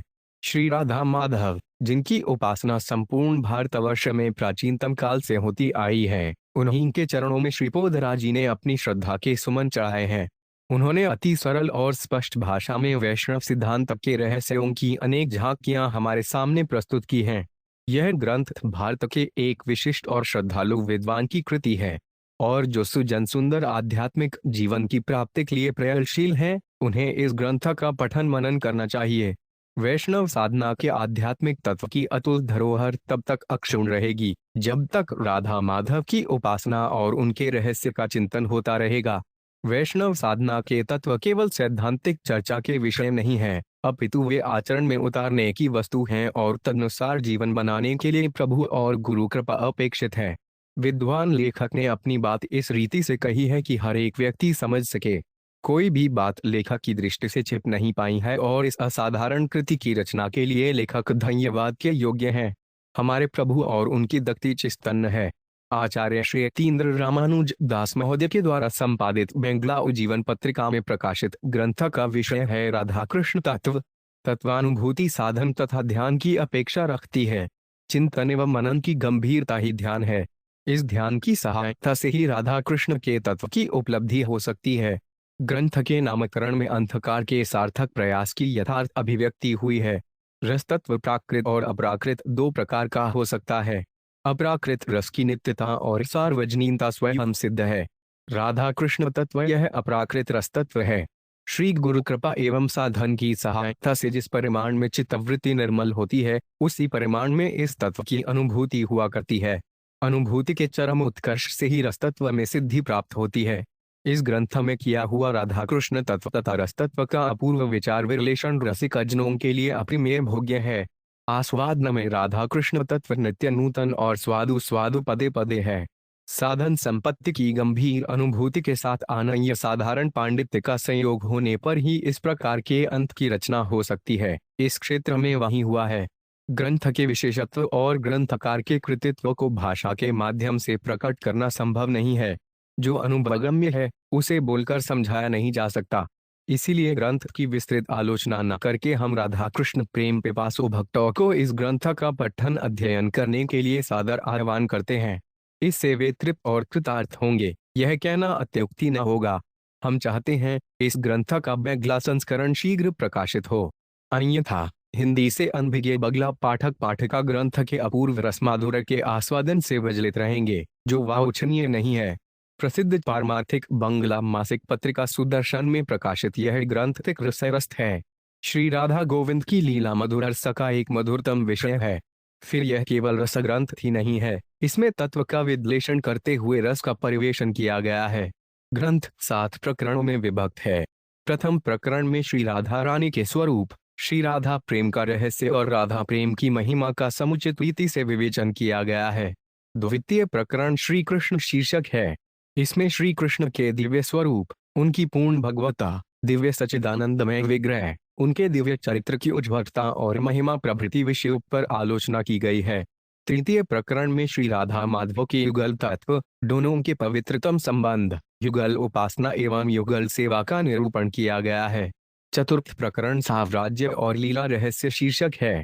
इसमें ग्रंथकार ने भगवद्वतार रहस्य, माखन चोरी, चीरहरण, श्रीरास आदि निगूढ़ लीलाओं के रहस्य को सुबोध्य भाव से समझाने की चेष्टा की है। भक्त पराधीन भगवान भक्त के प्रति अपने को किस प्रकार संपूर्ण रूप से विलय कर देते हैं, इन सब लीलाओं के माध्यम से भक्त ग्रंथकार ने उसी का विश्लेषण किया है। पंचम प्रकरण प्रेम तत्व शीर्षक है। रति, प्रेम, श्रेय, मान, प्रणय, राग, अनुराग, भाव और महाभाव, इन भावों पर इसमें विचार किया गया है। षष्ठ प्रकरण है गोपालना विषय। इसमें उनके कृष्ण प्रेम तथा स्वकीया और परकीया भाव पर विचार करते हुए उनकी उज्जवल पवित्रता का प्रतिपादन किया गया है। सप्तम प्रकरण प्रकीर्ण अध्याय है। उपरयुक्त प्रसंगों से संदिग्ध अतिरिक्त विषयों पर इसमें विचार किया गया है। 9 सुंदर रंगीन चित्रों से अंत को सुशोभित करके इसकी सुंदरता और उपादेयता को समृद्ध कर दिया गया है। भक्तवर प्रवीण ग्रंथकार माननीय श्री हनुमान प्रसाद पोद्दार महाशय एक निष्ठावान साधकाग्रसर पुरुष हैं। वे बहुप्रचलित धार्मिक मासिक पत्र कल्याण के सुयोग्य दीर्घस्थायी संपादक हैं। उन्होंने अपने सुदीर्घ 35 वर्षीय में उपरयुक्त प्रसंगों पर कल्याण में जो लेख लिखे हैं और विभिन्न सत्संगों में जो भाषण आदि तथा समय समय पर मौखिक उपदेश दिए हैं, उन्हीं के समावेश से यह ग्रंथ समृद्ध है। तत्व पिपासु, रस पिपासु और श्री राधा कृष्ण युगल के उपासकों के लिए यह ग्रंथ विशेष उपादेय होगा, यह हमारी दृढ़ धारणा है। इस महामूल्य ग्रंथ का हम बहुत प्रचार चाहते हैं। श्री राधा श्री कृष्ण का नित्य रूप, राग जंगला, ताल कहरवा, श्री राधा श्री कृष्ण नित्य ही परम तत्व है।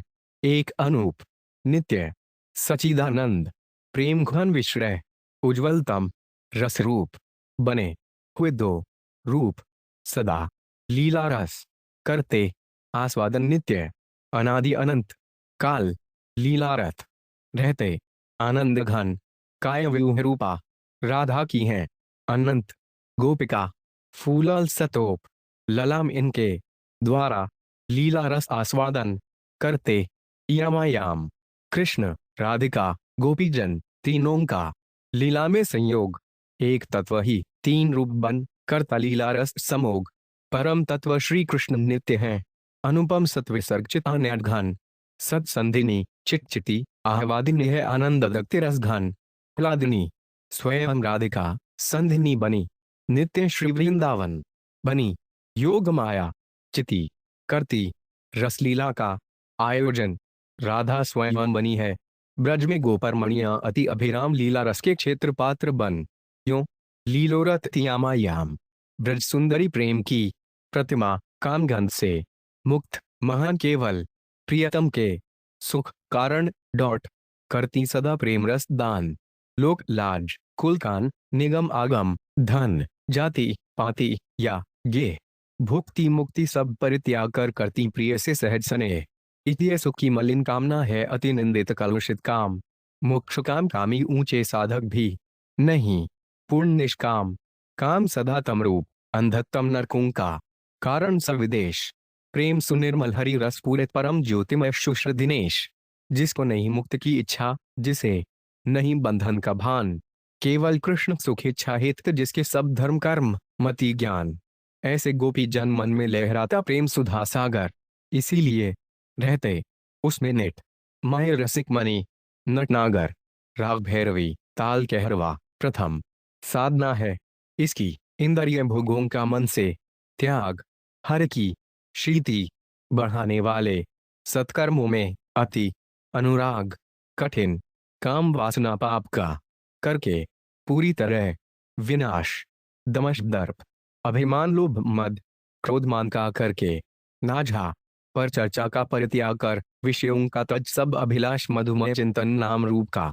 डॉट, मन में प्रभु पर दृढ़ विश्वास, हरि गुण श्रवण मनन लीला का लीला रस में रति, निष्काम प्रियतम भाव सदा मोहनम में प्रेम कामना शुचि अभिराम, सर्व समर्पण करके हरि को डॉट, भोग मोक्ष का करके त्याग, हरि के सुख में ही सुख सारा, हरि चरणों में ही अनुराग, भोग मोक्ष रुचि रहित परम जो अंतरण हरित प्रेमी संत, उनका विमल सड्भ उनकी ही रुचि में निज रुचि का कर अंत, पावन प्रेम पंथ के साधक करते फिर लीला चिंतन, याम कृपा से फिर वे कर पाते लीला दर्शन, गोपी भाव समझकर फिर वे होते हैं शुचि साधना सिद्ध, रस साधना में सिद्धि प्राप्त कर पाते गोपी रूप विशुद्ध, तब लीला में नित्य सम्मिलित हो बन जाते प्रेम स्वरूप, परम सिद्धि यह प्रेम पंथ की, यही प्रेम का निर्मल रूप, कर्म योग पथ ज्ञान मार्ग के सिद्ध नहीं आते इस ठौर, वे अपने शुचि विहित मार्ग से जाते सदा साधक की ओर, राधा कृष्ण विहार ललित का यह रहस्यमय दिव्य विधान, दास से सख्य वात्सल्य भाव में भी इसका नहीं होता भान, ब्रजरमणि के शुद्ध भाव का ही केवल इसमें अधिकार, वहीं फूलता फलता इस उज्जवल रस का होता विस्तार, प्रार्थना माधव नित मोहित दीजिए निज चरणनि को ध्यान, सकल तापहर मधुर अति आत्यंतिक सुख खान, सब तजी सुचि रुचि सौ सदा भजन करो बसुजाम, रही निरंतर मौन रही जपो मधुरतम नाम, मन इंडिय अनुभव करें नित्य तिहारो स्पर्श, मेरे जगत के मान मद ममता हर्ष अमर्ष, रति मति गति सब एक तुम बनी अनंत नय, तुम में भाव धब्रे हृदय जुड़ी हो जीवन धन्य, भगवान श्री कृष्ण और उनकी स्वरूपा शक्ति श्री राधिका जी के स्वरूप का यथार्थ ज्ञान उन्हीं को है, दूसरा कोई भी यह नहीं कह सकता कि इनका स्वरूप ऐसा ही है, जो कुछ भी वर्णन होता है वह स्थूल रूप का और आंशिक ही होता है, भगवान श्री कृष्ण समग्र ब्रह्म या पुरुषोत्तम है, ब्रह्म परमात्मा आत्मा सब इन्हीं के विभिन्न लीला स्वरूप हैं, श्री राधा जी इन्हीं की स्वरूपा शक्ति हैं, श्री राधा जी और श्री कृष्ण सर्वथा अभिन्न हैं, भगवान श्री कृष्ण दिव्य चिन्मय आनंद विग्रह हैं और श्री राधा जी दिव्य चिन्मय प्रेम विग्रह हैं, वे रसराज हैं, ये महाभाव हैं, भगवान की इन्हीं स्वरूपा शक्ति से अनय कोटि शक्तियां उत्पन्न होती हैं जो जगत का सृजन पालन और संहार करती हैं, भगवान ने स्वयं कहा है जो नराधम हम दोनों में भेद बुद्धि करता है वे चंद्र सूर्य की स्थिति काल तक कालसूत्र नामक नरक में रहता है, जब युगल सरकार कृपा करके अपने दुर्लभ दर्शन देना चाहें तभी दर्शन हो सकते हैं, उनकी कृपा ही उनके साक्षात्कार का उपाय है, श्री राधा माधव चिंतन नामक पुस्तक से 16 सितंबर, निश्चल भाव से विश्वास के साथ मन को आज्ञा दो रे मन तू मेरा सेवक है मेरी सत्ता और चेतना से तेरा जीवन है, तू मेरी एक स्वीकृति मात्र है, मेरी आज्ञा मान और जैसे मैं चाहूं वैसे रह, इधर उधर किया तो मैं तुम्हें नष्ट कर दूंगा, दैनिक कल्याण सूत्र नामक पुस्तक से मनोरंजन का प्रश्न इस समय बहुत महत्व का हो गया है, घर द्वार फूंक कर धर्म कर्म खोकर शील संकोच और लज्जा मर्यादा का नाश करके भी मनोरंजन करना है, मनोरंजन का इस प्रकार का यह महारोग बहुत नवीन है पर यह बहुत ही व्यापक हो गया है, सिनेमा से लोगों ने चोरी की नई नई कलाएं सीखी, डाके डालने सीखे, शराब पीना सीखा, निर्लजता सीखी और भीषण व्यभिचार सीखा, फिर भी हम इसे मनोरंजन ही मानते हैं, सिनेमा मनोरंजन या विनाश का साधन नामक पुस्तक से, जिस प्रकार खिलौनों का जेल की कालकोठरी की तरह बंद रहना उसके लिए हानिकर है, उसी प्रकार वह उससे भी बढ़कर हानिकर उनका खिलौचित लज्जा को छोड़कर पुरुषों के साथ निरंकुश रूप से घूमना फिरना, पार्टियों में शामिल होना, पर पुरुषों से निसंकोच मिलना, सिनेमा तथा गंदे खेल तमाशों में जाना, पर पुरुषों के साथ खान पान तथा नृत्य गीत आदि करना आदि है। नारी के पास सबसे मूल्यवान और आदरणीय संपत्ति है उसका सतीत्व। सतीत्व की रक्षा ही उसके जीवन का सर्वोच्च ध्येय है। नारी शिक्षा नामक पुस्तक से, गोपी प्रेम में राग का अभाव नहीं है, परंतु वह राग सब जगह से सिमटकर भुक्ति और मुक्त के दुर्गम प्रलोभन व पर्वतों को लांघकर केवल श्री कृष्ण में अर्पण हो गया है। यह लोक और परलोक में गोपियां श्री कृष्ण के सिवा अन्य किसी को भी नहीं जानती। गोपी प्रेम नामक पुस्तक से